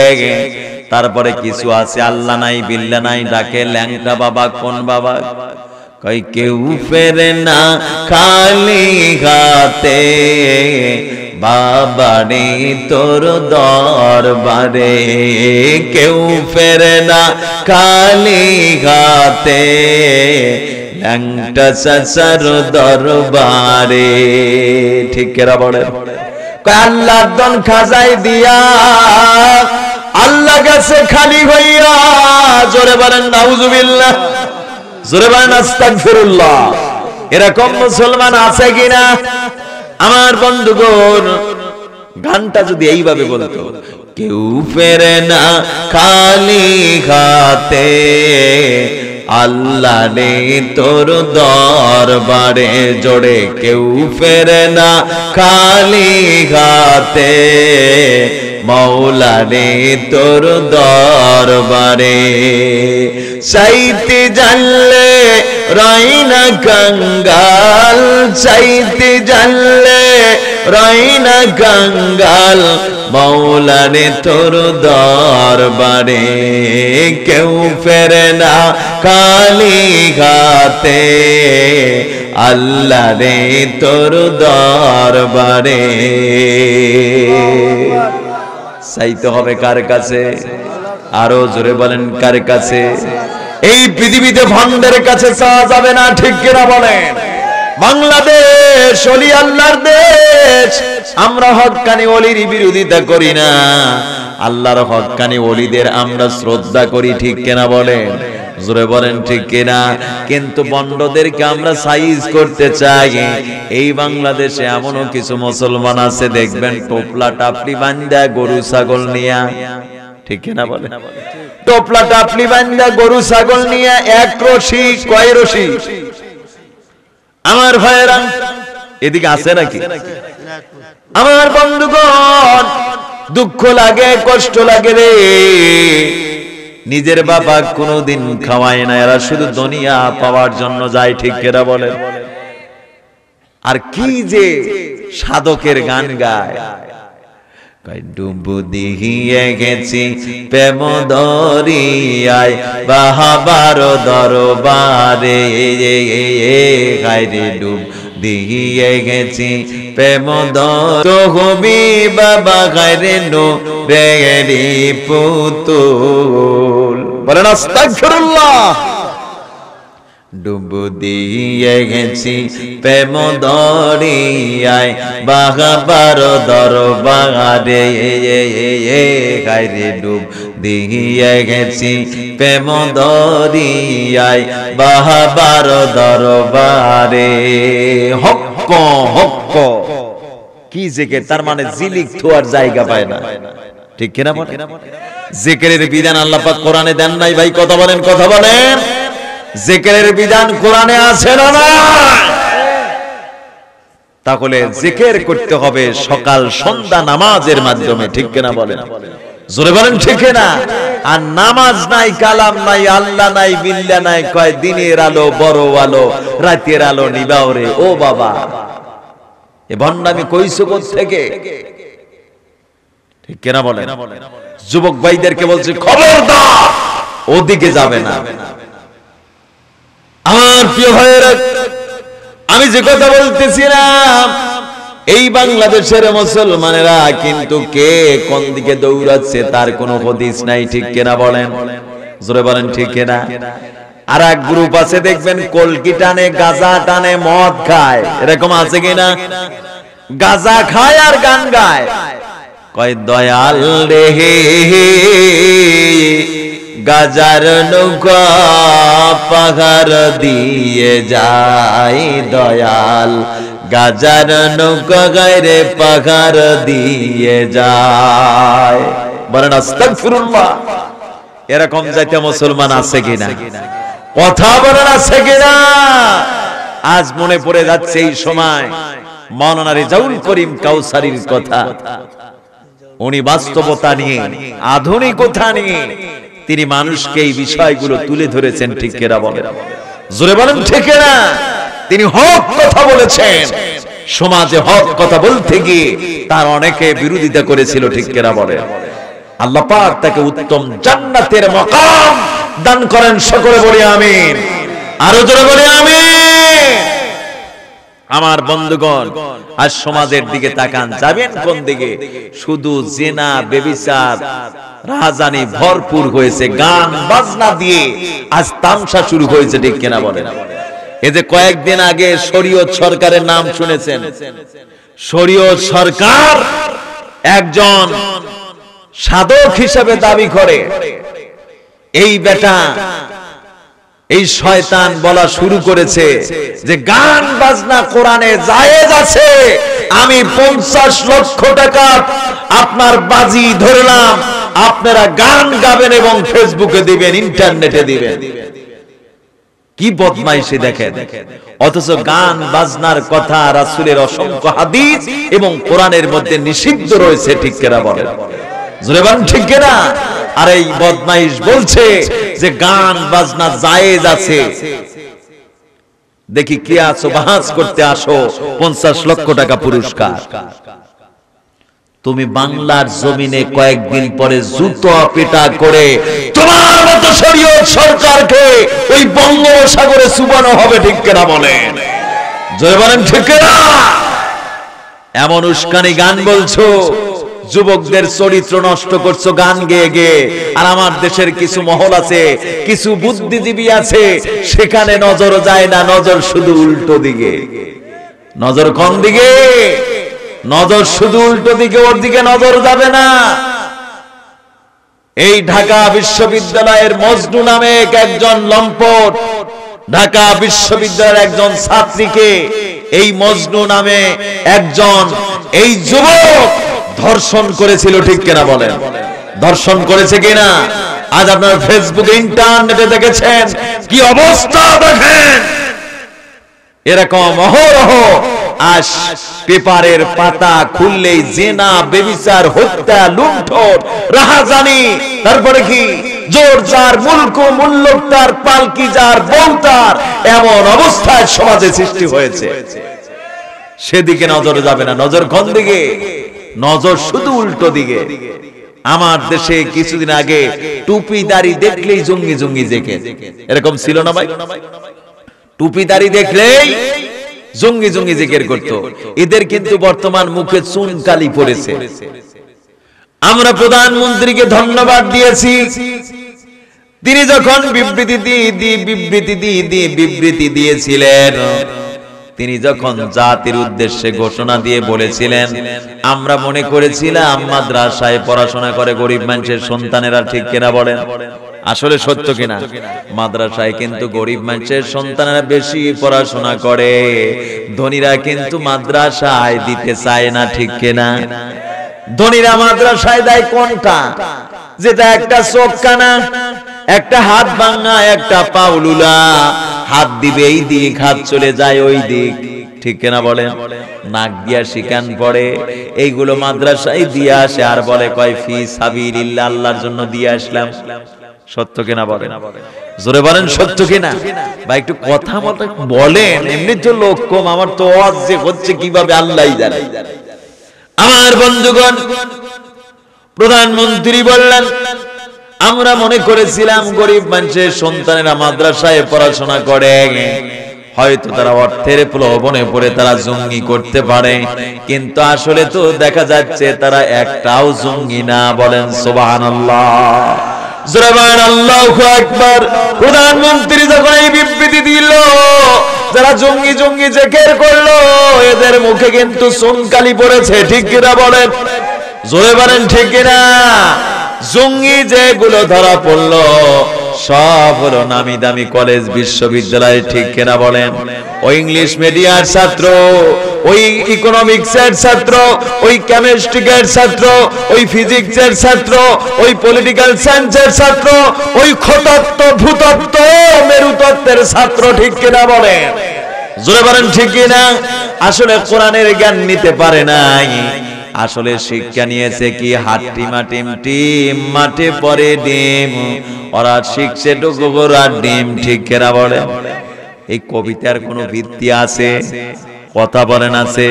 মিথ্যাবাদী কবি মিথ্যে কবিতা লিখলো, সিলেবাসে ঢুকালো, আর আমার দেশের কমলমতি সেই সকল শিক্ষা কারখানায় শিক্ষাগুলো শিখলো। আমার বন্ধুগণ, সেখানে নজর যায় না, নজর শুধু টুপি আর দাড়ি। ঠিক কিনা বলে? আমার ভাইয়েরা, এখন কিন্তু কিছু মুসলমানের মুখে কিন্তু চুনকালি পড়েছে, যারা রাজাকার রাজাকার বলে জিকির করত। ঠিক কিনা বলে? জোরে বলেন ঠিক কিনা?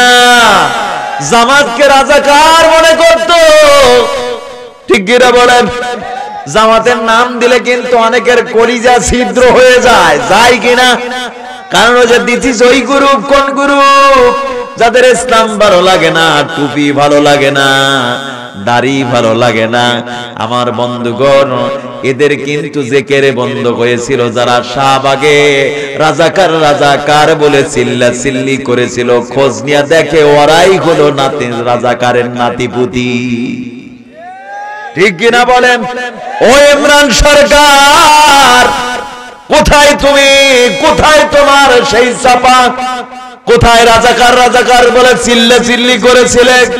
ওই শাহবাগে নর্তকী মহিলাদেরকে নিয়ে রাতের পরে রাত কাটাইছো, আজ তোমাদের সোপা দেখা যায় না। ইমরান সরকারের দাদা হলো রাজাকার। ঠিক কিনা বলে? জোরে বলেন ঠিক কিনা? রাজাকারের নাতিপুতি হয়ে রাজাকার রাজাকার বলে চিল্লা চিল্লি করেছো, হিসাব নিকাশ হয়েছে, রাজাকারের লিস্টি প্রকাশ হচ্ছে। আমরা কিন্তু খুশি, সরকারকে আমরা ধন্যবাদ দিয়েছি। ঠিক কিনা বলেন?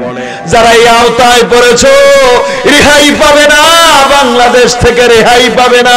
রাজাকার রাজাকার বলে চিল্লা চিল্লি করেছো, জিকির করেছো, তোমরা খুশিয়ার হয়ে যাও। তোমাদের গলায় রাজাকার রাজাকার চিল্লা চিল্লি, আর সেই ফাঁসির রশি তোমাদের গলায় ঝুলবে ঝুলবে। পার পাবা না, পার পাবা না। লিস্টি যদি হয়ে যায়, এই বাংলাদেশে অনেক লোক আছে চিল্লা চিল্লি করেছো, পার পাবে না। তোমাদেরকে ধরে ধরে ওই ট্রাইব্যুনালে নিয়ে যাওয়া হবে। ঠিক কিনা বলে? জোরে বলেন ঠিক কিনা? এখন কিন্তু রাজাকারের জিকির আবার বন্ধ হয়েছে। ঠিক কিনা বলেন? জোরে বলেন ঠিক কিনা?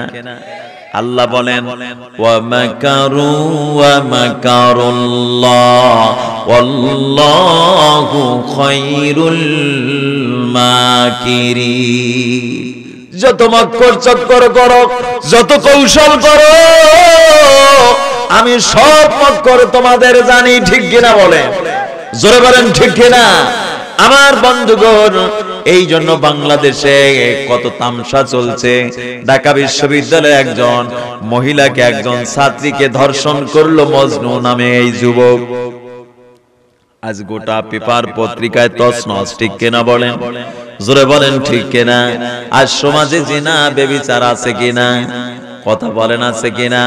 অথচ আল্লাহ রাব্বুল আলামিন কুরআনুল কারীমের মধ্যে বলেছেন, এই কোরআন যদি তোমরা তোমাদের ব্যক্তি পরিবার সমাজে যদি মানতে পারো, এই কোরআন যদি তোমরা তোমাদের ব্যক্তি পরিবার সমাজ রাষ্ট্রে যদি মানতে পারো, তাহলে তোমাদের দুটি চিন্তা থাকবে না, তোমাদের উপকার হবে। কয়টি? কথা বলেন কয়টি? আরো চিল্লা বলুন কয়টি? ফামান তাবিয়া হুদায়া فلا خوف عليهم ولا هم يحزنون বলেন আল্লাহু আকবার। এই কোরআন যদি তোমরা তোমাদের ব্যক্তি পরিবার সমাজ রাষ্ট্রে যদি মানতে পারো তাহলে এক নম্বর উপকার হলো ফালা খাউফুন আলাইহিম, তোমাদের কোনো ভয় থাকবে না। দুই নম্বর উপকার হলো ওয়ালা হুম ইয়াহজানুন, এবং তোমাদের কোনো চিন্তাও থাকবে না।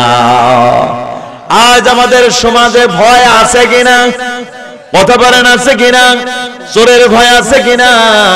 ডাকাতির ভয় আছে কিনা? জিনার ভয় আছে কিনা? হত্যার ভয় আছে কিনা? লুণ্ঠনের ভয় আছে কিনা? দুর্নীতির ভয় আছে কিনা?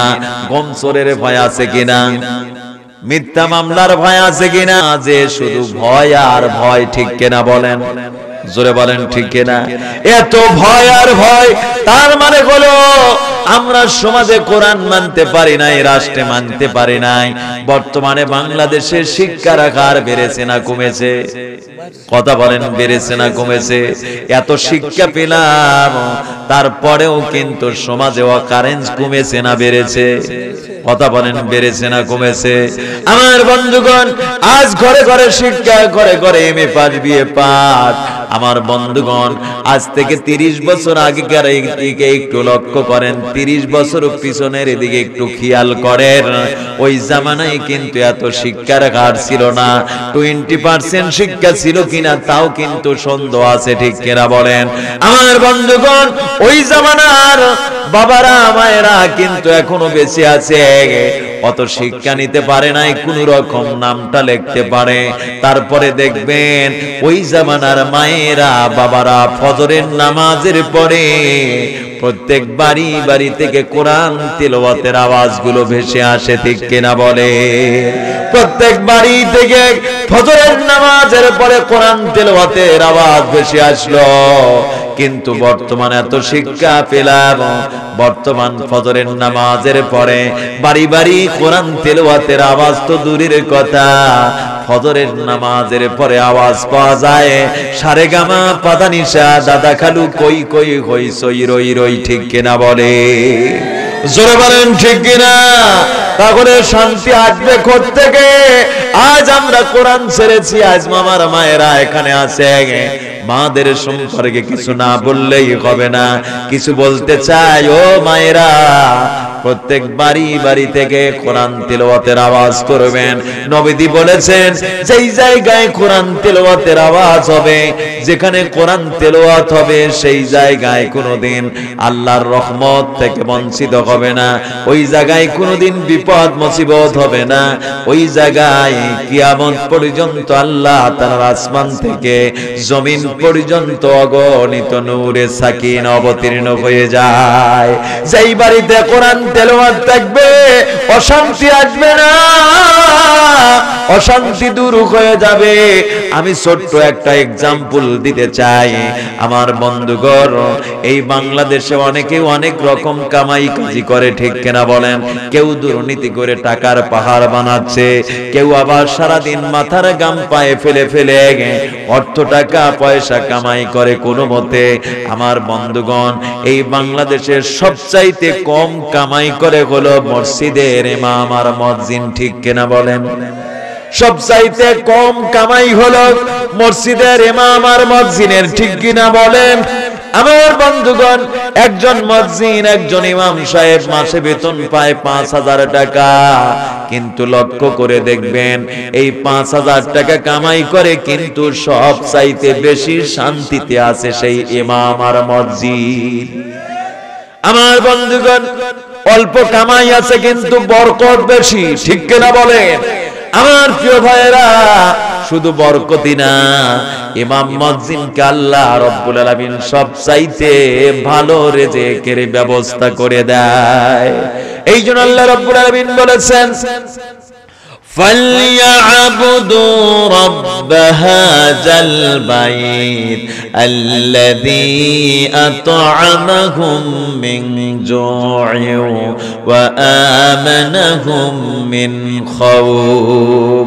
যারা আমার ঘরের ভোজনা করে, যারা আমার ঘরে দাসত্ব করে, এদের কোনো চিন্তা থাকবে না, এদের কোনো প্রেশান থাকবে না, এদের কোনো অভাব থাকবে না, এদের কোনো প্রকার টেনশন নাই, অভাব নাই, অল্প কামাই কিন্তু বরকত বেশি, ঠিক কিনা বলে? জোরে বলেন ঠিক কিনা? আমার বন্ধুগণ, একজন সচিব কামাই করে, মাসে বেতন পায় ৮০,০০০ টাকা, আর ৬-৯ ঘুষ খেয়ে কামাই করে ১০ লক্ষ টাকা, ঠিক কিনা বলেন? তাহলে মাসে কামাই কত? ১১ লক্ষ টাকা মাসে কামাই করে। একটু খোঁজ নিয়ে দেখবেন, বরকত নাই বাড়িতে, শুধু খাই খাই খাই খাই, থাকি থাকি যাই যাই, ঠিক কিনা বলেন? কোনো অশান্তি, শান্তি নাই, শান্তি নাই, কারণ ওই পরিবারে কোরআন নাই, ঠিক কিনা বলেন? জোরে বলেন ঠিক কিনা? আমার বন্ধুগণ, আমার ছাত্র জীবনের কথাটাই বলতে বাধ্য করছে। এই জন্য আমি যখন কলেজে পড়াশোনা করি, সবে মাত্র অনার্স ফার্স্ট ইয়ারে যখন ভর্তি হলাম, আমি তখন চিন্তা করলাম কিভাবে পড়াশোনার খরচগুলো জোগাড় করা যায়। একটা মসজিদে মুয়াজ্জিনের চাকরি নিলাম, সুবহানাল্লাহ বলেন। এই মসজিদে আজান দেই, তখন বেতন পাই সবে মাত্র 500 টাকা, আর একটা টিউশনি পড়াই, একটা ছাত্রকে পড়ায়, তখন পাই 200 টাকা। কামাই হলো মাসে 700 টাকা কামাই আমার। কিন্তু আমি লক্ষ্য করেছি, কামাই 700 টাকা, মনে হচ্ছিল বরকত দিচ্ছে আল্লাহ পাক ৭,০০০ টাকার, বলেন সুবহানাল্লাহ। ওই টাকা দিয়ে পড়াশোনার খরচ করে করে তারপরেও কিন্তু মাসে মাসে টাকা বেঁচে যেত। মাকে কিছু টাকা দিতাম, আব্বাকে কিছু টাকা দিতাম। মা আব্বা বলতো, তুমি ছাত্র মানুষ, তুমি কেন আমাদেরকে টাকা দিচ্ছ? সুবহানাল্লাহ বলেন। মাকে বলতাম, মা দোয়া করো, বাবাকে বলতাম, বাবা দোয়া করো, বাবা আমাকে যদি খুশি করতে পারেন, কামাই যদি 10 টাকা করেন, 1 টাকা মাকে দেন আর 1 টাকা বাবাকে দেন, অবশ্যই আপনার জীবনে কোনোদিন টাকা পয়সার অভাব হবে না। আমার বন্ধুগণ, 100% সত্য সত্যই। বাবা খোঁজ করল, আমিও খোঁজ করলাম। আমার বন্ধু ছিল মাওলানা শহীদুল ইসলাম, একসাথে আমরা পড়াশোনা করেছি। আমার বন্ধুগণ, আমার এই বন্ধু শহীদুল ইসলামের ছোট ভাইয়ের সঙ্গে আমার শালিকাকে বিবাহ দিয়েছে, আমার হয়েছে ভাইয়েরা। আমার বন্ধুগণ, একসাথে থাকতাম। উনি বাবা মার এত খেদমত করেন, এখনো তার বাবা মা বেঁচে আছে, কিন্তু অভাব নাই, অভাব নাই। একসাথে হজ করে আসলাম, মাকে হজে নিয়ে যাওয়ার জন্য নিয়াত করেছি, বলেন আল্লাহু আকবার। কোনদিন কামাইতে কমতি হবে না, শুধু কামাইতে বরকত হবে, আল্লাহু আকবার বলেন। আমার বন্ধুগণ, আমি যে কথা বলতেছিলাম, মাদেরকে বলি, মা ও আমার মায়েরা, এখানে কিন্তু অসংখ্য মায়েরা আছে। নবীজি বলেছেন, মহিলারা যদি 4টি আমল করতে পারে, কয়টি আমল? কথা বলেন, কয়টি আমল? 1 নম্বর আমল হলো পর্দার মধ্যে থাকতে হবে। কার মধ্যে? বর্তমান মহিলারা কিন্তু পর্দাকে পর্দাই মনে করে না। এরকম মহিলা আছে কিনা? কথা বলেন, আছে কিনা? পিঠ খালি, পেট খালি, কপালের উপরে 1 নোক্তা, এরকম আছে না ভাই? আবার মাদের শুধু দোষ দেই না, আমার কিন্তু কিছু যুবক ভাইদের দোষ আছে। এরা মহিলাদেরকে যেভাবে চালাবেন সেইভাবেই চলবে, ঠিক কিনা বলেন? আমার বন্ধুগণ, যুবক বিয়া করেছে, নতুন নতুন বিয়া করেছে, শ্বশুর দিয়েছে একটা পালসার গাড়ি। গাড়ি দিয়েছে, কি গাড়ি? পালসার গাড়ি দিয়েছে। নিজে কিনতে পারে না, শ্বশুরের দেওয়া পালসার গাড়ি। স্ত্রীকে শাড়ি পরায়া 2 ঠোঁটে এমন মাখা মাখছে, কার মতো যেন লাল করছে। তারপরে পিঠ খালি, পেট খালি, কপালের উপরে 1 নোক্তা দিয়ে পিছনে, হুন্ডার পিছনে তুলে যুবক গিয়ার ছাড়ছে। এবার হুন্ডা যাচ্ছে, যুবকেরা হাঙ্গলের মতো তাকিয়ে আছে আর বলছে, দোস্ত দেখ, ভালো করে দেখ, মাল একখান যাচ্ছে, ঠিক কিনা বলেন? জোরে বলেন, ঠিক কিনা? আমার বন্ধুগণ, যুবক কত খুশি হয়, হুন্ডা চালায় আর বলে, ও যুবকেরা, ভালো করে দেখ, আমার বউখানা কেমন দেখা যায়। বলেন নাউজুবিল্লাহ। আমার মাদেরকে বলি, মা পর্দা মানবেন, পর্দার মধ্যে যত মাখা প্রয়োজন, স্বামীকে দেখার জন্য যত মাখা প্রয়োজন তত মাখবেন। আমরা কোনোদিন ফতুয়া দেব না। কিন্তু এই জামানার এমন কিছু মহিলা আছে, পায়ে লাগাই কিল করে কিলকিল, দেখে শুধু আয়না ধরে কত বায়না, রাত বাজে 12টা, বন্ধু তুমি এলে না, আমার ভালো লাগে না, লাগে না, এরকম মহিলা আছে কিনা? কথা বলেন আছে কিনা? মোবাইল সারা রাত কানের মধ্যে দিয়া কি যে সারা রাত গল্প শুরু করে দেয়, ঠিক কিনা বলেন? আর একটা দুইটা বন্ধু না, হাজার হাজার বন্ধু জোগাড় করেছে, সারা রাত ধরে মোবাইল ফোনে জ্ঞানজ্ঞানী প্যানপ্যানি আপনার প্রেম প্রীতির আয়োজন আর কত বায়নার কথাগুলো বলে। ফজরের যখন আজান দেয় তখন কুকুরের মতো একেবারে শুয়ে পড়ে, ঠিক কিনা বলেন? জোরে বলেন ঠিক কিনা? আমার মায়েরা, এই জন্য আমি বলি মা পর্দা মানবেন। পর্দা মানলে আল্লাহ তাআলা ওই বান্দির উপর 3টি নিয়ামত দান করেন। সুবহানাল্লাহ। কয়টি নিয়ামত? কথা বলেন, কয়টি নিয়ামত? পর্দা মানলে আল্লাহ রাব্বুল আলামিন পর্দানিশী মহিলার উপর 3টি নিয়ামত দান করেন। 1 নম্বর নিয়ামত হলো পর্দানিশী মহিলার ঘরে কোনোদিন রিজিকের অভাব হবে না। ইমাম মুয়াজ্জিনদের এত বরকত কেন? ইমাম মুয়াজ্জিনদের স্ত্রীরা পর্দায় থাকে, ঠিক কিনা বলেন? জোরে বলেন ঠিক কিনা? আমার বন্ধুগণ, এই জন্য মাদেরকে বলি মা পর্দা মানলে রিজিকের কোনোদিন অভাব হবে না, রিজিকের অভাব হবে না। 2 নম্বর নিয়ামত হলো পর্দানিশী মহিলার চরিত্র এই পৃথিবীতে কেউ হরণ করতে পারবে না। পর্দানিশী মহিলার গালে কোনোদিন অ্যাসিড পড়বে না, পড়বে না। আমার মাদেরকে বলি মা পর্দা মানলে আল্লাহ তাআলার গায়েবী সাহায্য নাজিল হয়ে যায়। এই পৃথিবীর শ্রেষ্ঠতম পর্দানিশী মহিলা কে ছিলেন? কথা বলেন। মা ফাতিমাতুজ জোহরা, আমার রাসূলের কলিজার টুকরা ফাতেমা এত পর্দা করতেন। আমার বন্ধুগণ, পৃথিবীর কোন মানুষ ফাতেমাকে কোনোদিন দেখতে পারত না।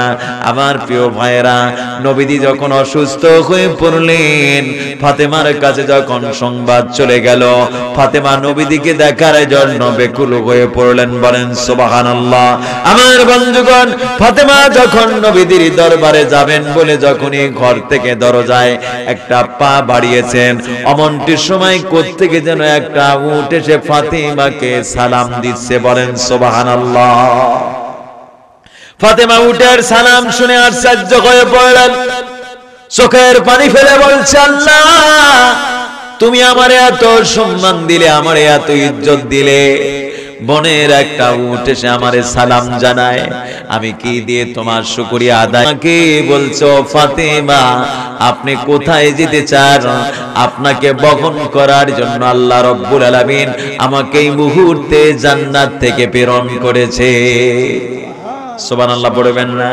ফাতেমা সিজদায় পড়ে গেলেন, আল্লাহ তুমি আমারে এত সম্মান দিলে, আমারে এত ইজ্জত দিয়েছো, নারী কুলে জন্ম নেওয়া আমার জন্য সার্থক হয়ে পড়েছে। আল্লাহ তুমি এত ইজ্জত দিলে, আমাকে বহন করার জন্য দুনিয়ার কোন সাধারণ উট পাঠালে না।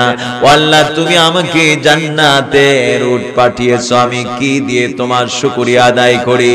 আমার বন্ধুগণ, অমনটির সময় ফাতেমা যখন উটের পিঠির উপর হাতটা বুলাইয়া দিলেন, উট তখন মাটির দিকে হামাগুড়ি দিয়ে বসে পড়লো। বলেন সুবহানাল্লাহ।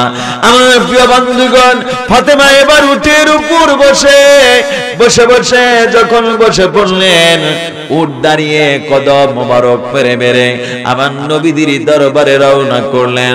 অমনটি সময় ফাতেমা উটের উপর বসে যখন আকাশের দিকে নজর খুললেন, ফাতেমা দেখতে পারলেন আসমান থেকে জমিন পর্যন্ত আমার নবীদের নবতী মখলুকগুলো শুধু উদ্ভাসিত হচ্ছে। বলেন সুবহানাল্লাহ। আমার বন্ধুগণ, ফাতেমা তখন বুঝতে পেরেছিলেন আমার বাবার এই পৃথিবীতে বেশি দিন আর থাকবে না। উট নবীজি ফাতেমাকে বহন করে নবীজির কাছে হাজির হয়ে উট নবীজিকে সালাম নিবেদন করে বললেন, ইয়া রাসূলুল্লাহ, ইয়া হাবিবাল্লাহ, আল্লাহ রাব্বুল আলামিন আপনার কলিজার টুকরা ফাতেমাকে বহন করার জন্য আমারে জান্নাত থেকে প্রেরণ করেছে। আপনার ফাতেমাকে কাছে রেখে নেন। ফাতেমা উটের পিঠ থেকে নেমে আমার নবীদের কাছে গিয়া তো বেকুল কণ্ঠে কান্নাকাটি করতেছিলেন। আমার বন্ধুগণ, ফাতেমার কান্না নবীদি সহ্য করতে পারলেন না। ফাতেমাকে কানের কাছে ডেকে ডেকে আমার নবীদি অমনটি সময় কি যেন শোনায়া দিল। ফাতেমার কান্না তখন বন্ধ হয়ে গেল। আমার বন্ধুগণ, অমনটি সময় ফাতেমার কান্না বন্ধ হয়ে মৃদু মৃদু হাসি বের হতেছিল। মা আয়েশা অমনটি সময় এই দৃশ্য অবলোকন করেন। আয়েশা তখন ফাতেমাকে বললেন, ও মা, আমার আদরের ফাতেমা, তুমি এত কান্না করতেছিলে, রাসূল তোমার কানের কাছে কি শব্দ শোনালো, তোমার কান্না বন্ধ হয়ে গেল আর তুমি মৃদু মৃদু হাসি দিতেছিলে, তুমি কি আমারে বলবে না? ফাতেমা মা আয়েশাকে বললেন, মা, আমার পিতা এই মুহূর্তে আমারে যেই কথাটা শুনিয়েছেন, এই কথা আমার কাছে এখন বর্তমান আমানত, এই কথা কাউকে এই মুহূর্তে বলা যাবে না। আমার বন্ধুগণ, ফাতেমা শান্ত হয়ে পড়লেন। উট দাঁড়িয়ে আছেন নবীদের অপেক্ষায় নবীদের সঙ্গে কথা বলার জন্য। অমনটি সময় উট নবীদিকে সালাম নিবেদন করে বললেন, ইয়া রাসূলুল্লাহ, ইয়া হাবিবাল্লাহ, আমি একটু আপনার সঙ্গে আলাপ নিবেদন করতে চাই, আপনি যদি আমারে পারমিশন দেন। উটকে আল্লাহর নবী তখন উটকে পারমিশন দিলেন। উটরে, তুমি মনের কি কথা তোমার আছে আমার কাছে বলতে পারো। আমার বন্ধুগণ, অমনটি সময় উট নবীদিকে বললেন, ইয়া রাসূলুল্লাহ, ইয়া হাবিবাল্লাহ, আমি যখন দুনিয়াতে জীবিত ছিলাম, অমুক ইহুদি যখন আমার মালিক ছিল, আমি যখন ইহুদির অধীনস্থে ছিলাম, আমি তখন বন জঙ্গলে আহার করার জন্য বের হয়ে পড়তাম। আর তখন বন জঙ্গলগুলো আমারে সালাম দিয়ে দিয়ে বলতো, খবরদার খবরদার, বিশ্ব নবীর উট এসেছে, খবরদার তোমরা বিশ্ব নবীর উটের সঙ্গে বেয়াদবি করবে না। আমার বন্ধুগণ, উট নবীদিকে বললেন, ইয়া রাসূলুল্লাহ, আমি তখন আপনার নাম শুনেছি মুহাম্মদ, কিন্তু আপনাকে কোনোদিন চোখে দেখি নাই। আমারে কেন বন জঙ্গল গুলো এরকম বিশ্ব নবীর উট বলে আমারে সম্বোধন করত? ইয়া রাসূলুল্লাহ, আমি তখন চিন্তা করতাম, আমি রাসূলকে কাছে পেলাম না, রাসূলকে কোনোদিন দেখতে পারলাম না, আমারে বন জঙ্গল গুলো নবীদের উট বলে সম্বোধন জানায়। ইয়া রাসূলুল্লাহ, সত্য সত্যই যেদিন হুনায়নের যুদ্ধ সংগঠিত হয়ে গেল, এই যুদ্ধের ময়দানে যখন আমি আপনার হয়ে গেলাম, আপনি যখন আমার হয়ে গেলেন, আমি তখন মনে করেছিলাম যে আমি বিশ্ব নবীর উট হয়ে যাব বলে আমারে সকলেই বিশ্ব নবীর উট বলে সম্বোধন করত। ইয়া রাসূলুল্লাহ, ইয়া হাবিবাল্লাহ, আমারে বিদায় দান, এই মুহূর্তে আপনার সঙ্গে দেখা হবে হাসরের ময়দানে। বলেন মারহাবা, জোরে বলেন মারহাবা।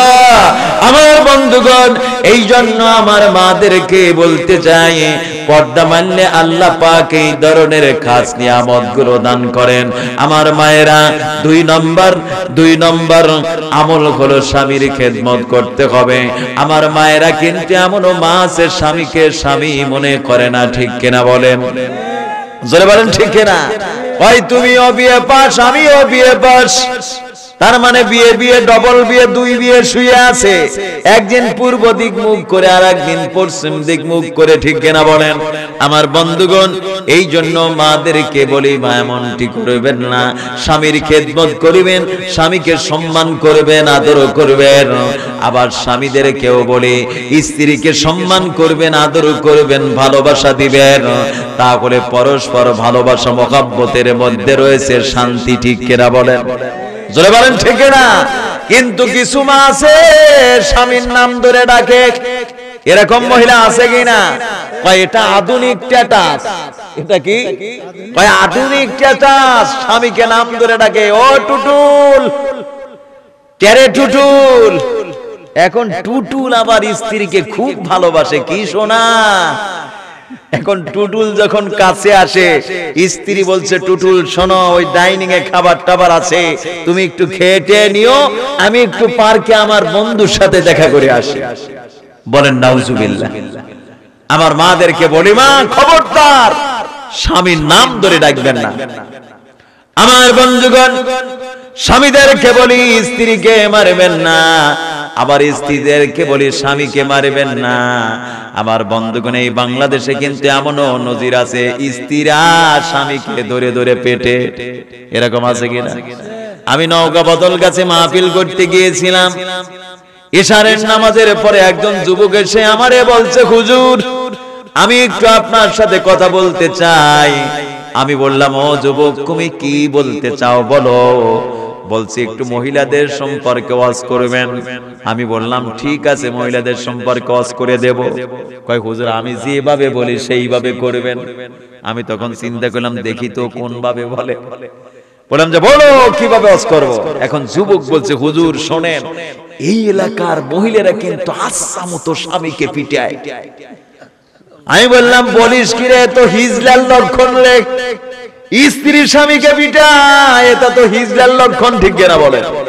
আমার বন্ধুগণ, এবার যুবক চলে গেল। আমি বললাম, ঠিক আছে, আমি আচ্ছা মতো বলে দেব। এবার কিছুক্ষণ পরে আবার একটা যুবক এসে বলল, হুজুর ও আপনারে কি বলল? আমি বললাম, ও ভালো কথা বলেছে, মহিলাদের সম্পর্কে ওয়াজ করার কথা বলেছে। বলছে, হুজুর আর কিছু বলেছে? বললাম যে আরো বলেছে। কয়, কি বলেছে? বললাম যে এই এলাকার মহিলারা বলে আচ্ছা মতো স্বামীকে পিটায়। কয়, হুজুর এই কয়েকদিন আগে ওর স্ত্রী ওকে আচ্ছা মতো কোপাইছে, আচ্ছা মতো পেটন দিছে। আমি বললাম যে আসল মাল ধরা পড়ছে, ঠিক কিনা বলেন?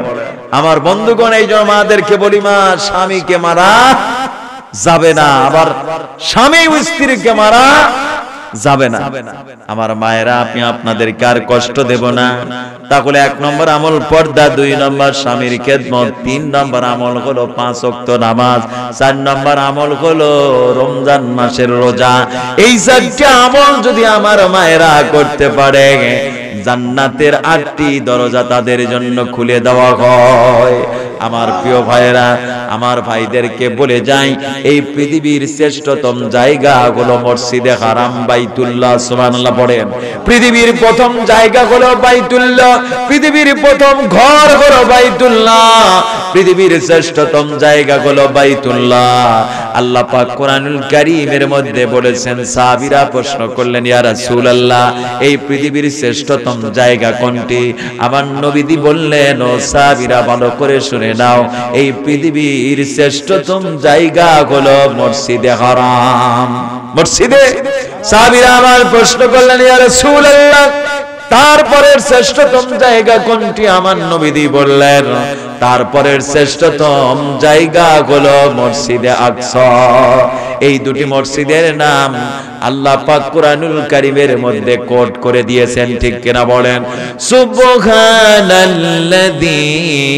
আসরা বিআবদিহি লাইলাম মিনাল মাসজিদিল হারামি ইলাল মাসজিদিল আকসা। আল্লাহু আকবার। নবীকে বলা করে, ইয়া রাসূলুল্লাহ মসজিদে নামাজ, মসজিদে হারামে নামাজ পড়লে কত সওয়াব? নবীজি বললেন, 1,00,000 সওয়াব তার আমলনামায় লিখে দেওয়া হয়। নবীকে আবার বলা হলো, ইয়া রাসূলুল্লাহ মসজিদে আকসায় নামাজ পড়লে কত সওয়াব পাওয়া যায়? আমার নবীজি বললেন, 25 থেকে 50,000 সওয়াব তাদের আমলনামায় লিখে দেওয়া হয়। আমার বন্ধুগণ, সাহাবীরা তখন নবীকে বললেন, ইয়া রাসূলুল্লাহ ইয়া হাবিবাল্লাহ দুনিয়ার সব মানুষ তো মসজিদে হারাম আর মসজিদে আকসায় আসতে পারবে না, তাহলে আল্লাহ পাক তাদের কি সওয়াব থেকে বঞ্চিত করলেন? আমার নবীজি বললেন, ও সাহাবীরা এমন কথা খবরদার খবরদার বলবে না। তোমরা কি কোরআন পড়ো নাই? তোমরা কি হাদিস পড়ো নাই? আল্লাহ পাক তোমাদের জন্য জমি জমিনকে গালিচার মতো বিস্তীর্ণ করে দিয়েছেন। এই পৃথিবীর যেই প্রান্তে তোমরা মসজিদ বানাবে আর নামাজ আদায় করবে, মসজিদে হারাম আর মসজিদে আকসায় নামাজ পড়লে যে সওয়াব পাওয়া যায়, অনুরূপ সওয়াব গুলো তোমাদের আমলনামায় লিখে দেওয়া হয়। কিন্তু যাদের উপর নিসাব পরিমাণ সম্পদ আছে তাদেরকে জীবনে একবার হলেও খানায়ে কাবাতে যেতে হবেই হবে। ঠিক কিনা বলেন? এই জন্য নবীজি বললেন, মান বানা মাসজিদান বানা আল্লাহু লাহু বাইতি ফিল জান্নাহ। যে ব্যক্তি এই পৃথিবীতে একটা মসজিদ বানাবে, আল্লাহ রাব্বুল আলামিন তার জন্য জান্নাতের মধ্যে বাড়ি বানিয়ে দিবে। কে কে জান্নাতের মধ্যে বাড়ি চান? আল্লাহু আকবার, জোরে বলেন আল্লাহু আকবার। আল্লাহ হাতগুলো কবুল করো, কবুল করো মনের বাসনা। খানায়ে কাবা না দেখায়া মৃত্যু দিও না। আল্লাহ জান্নাত নসিব করে দাও, সকলে বলি আমিন। আল্লাহ সকলকে জান্নাতের মধ্যে বাড়ি বানিয়ে দিও। তাহলে শর্ত হলো একটা, এই পৃথিবীতে মসজিদ বানানো দরকার আছে কি নাই? কথা বলেন আছে কি নাই?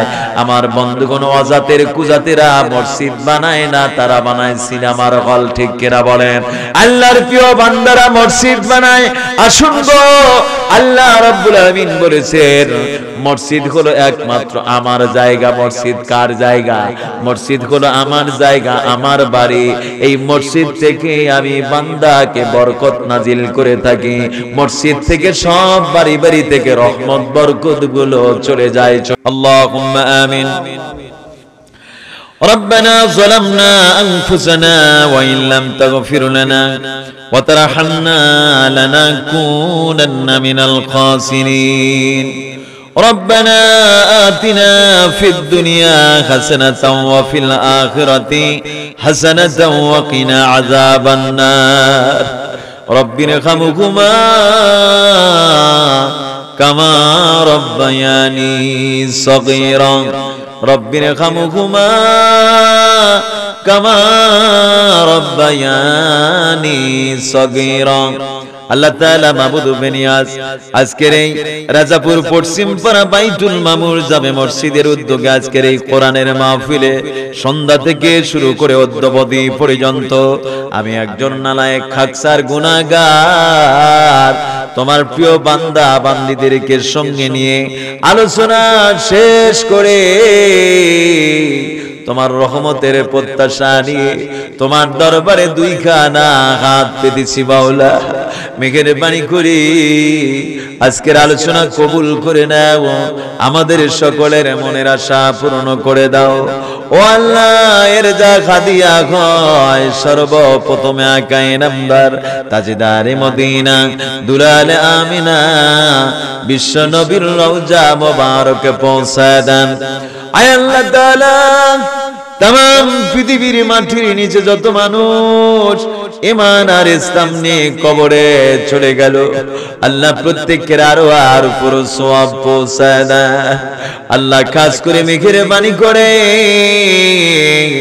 আমরা যতগুলো বান্দা বান্দি হাত তুলেছি, এই মুহূর্তে দুইজন মানুষের কথা বেশি মনে পড়ে যায়। জনম দুখুনি বাবার কথা কি ভোলা যায়? জনম দুখুনি মায়ের কথা কি ভোলা যায়? আয় আল্লাহ, জনম দুখুনি পিতা মাতা যাদের আজ কবরে চলে গেল, মেহেরবানি করে কবরগুলোকে জান্নাতের বাগান বানায়া দাও। কিয়ামত পর্যন্ত কবরগুলোকে জান্নাতের রওশন দ্বারা পরিপূর্ণ করে দেন। আল্লাহ গো, আমরা যতগুলো বান্দা বান্দি হাত তুলেছি মাওলা, আমাদের সকলের জীবনের গুনাহ খাতাগুলো মাফ করে দেন। আল্লাহ বেশি বেশি নেক আমল করার যোগ্যতা দান করে দেন। আয় আল্লাহ, তুমি লক্ষ্য করে দেখো তোমার অল্প সংখ্যক বান্দা হলে কি হবে, সকলে দিল মন উজাড় করে তোমার ঘরের জন্য দান সদকা করে গেল মাওলা।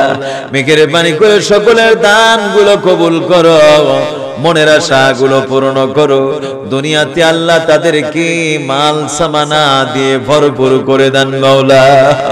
আমার মাদের জীবনের গুনাহ খাতাগুলো মাফ করে দেন আল্লাহ, তাদেরকে পর্দানিশীনা বানায় দেন, নামাজি পরহেজগার বানায় দেন আল্লাহ তাআলা। তোমার দরবার থেকে আমরা এই মুহূর্তে বাড়িতে চলে যাব, জানি না আমাদের দোয়া কবুল হয়েছে কিনা। আল্লাহ তোমার কাছে ফরিয়াদ জানাই মাওলা, মেহেরবানি করি আমাদের দোয়া তোমার শাহী দরবারে কবুল করে নাও। আয় আল্লাহ তাআলা, तमाम পৃথিবীর আলেম ওলামাদেরকে কবুল করেন, নেক হায়াত দারাজ করে দেন।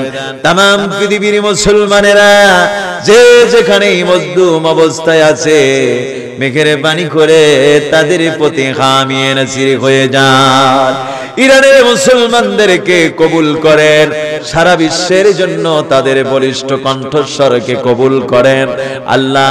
ওই রোনাল্ডো ট্রাম্পকে আল্লাহ তুমি জমিন থেকে জাহান্নামে পাঠিয়ে দাও, মুসলমানদেরকে বিজয় দিয়ে দাও। तमाम পৃথিবীর মুসলমানদেরকে ঐক্যবদ্ধ তৈরি করে দাও। ইহুদিদের চক্রান্ত থেকে আমাদের সকলকে হেফাজত করো। আর আজকের মাহফিলের সভাপতিকে নিয়ে খায়াত দারাজ করে দেন আল্লাহ। যতগুলো বান্দা হাত তুলেছে সকলকে নিয়ে খায়াত দারাজ করে দাও। গ্রামের উপর খাস রহমত নাজিল করে দাও আল্লাহ। সকলকে তোমার প্রিয় বান্দা হিসেবে কবুল করো আল্লাহ। এই গ্রামের যত মানুষ কবরে ঘুমিয়ে আছে, মেহেরবানি করে কবরগুলোকে জান্নাতের বাগান বানায়া দেন। اللهم لا تدع علينا ذنبا إلا غفرته ولا هما إلا فرجته ولا دينا إلا قضيته ولا مريضا إلا شفيته ولا حاجة من كل حوائج الدنيا والآخرة يا حي يا قيوم يا ذو القوة المتين سبحان ربك رب العزة عما يصفون وسلام على المرسلين। মউতের কালে সকলের জবানে জারি করে দিন লা ইলাহা ইল্লাল্লাহ মুহাম্মাদুর রাসূলুল্লাহ। আসসালামু আলাইকুম ওয়া রাহমাতুল্লাহ।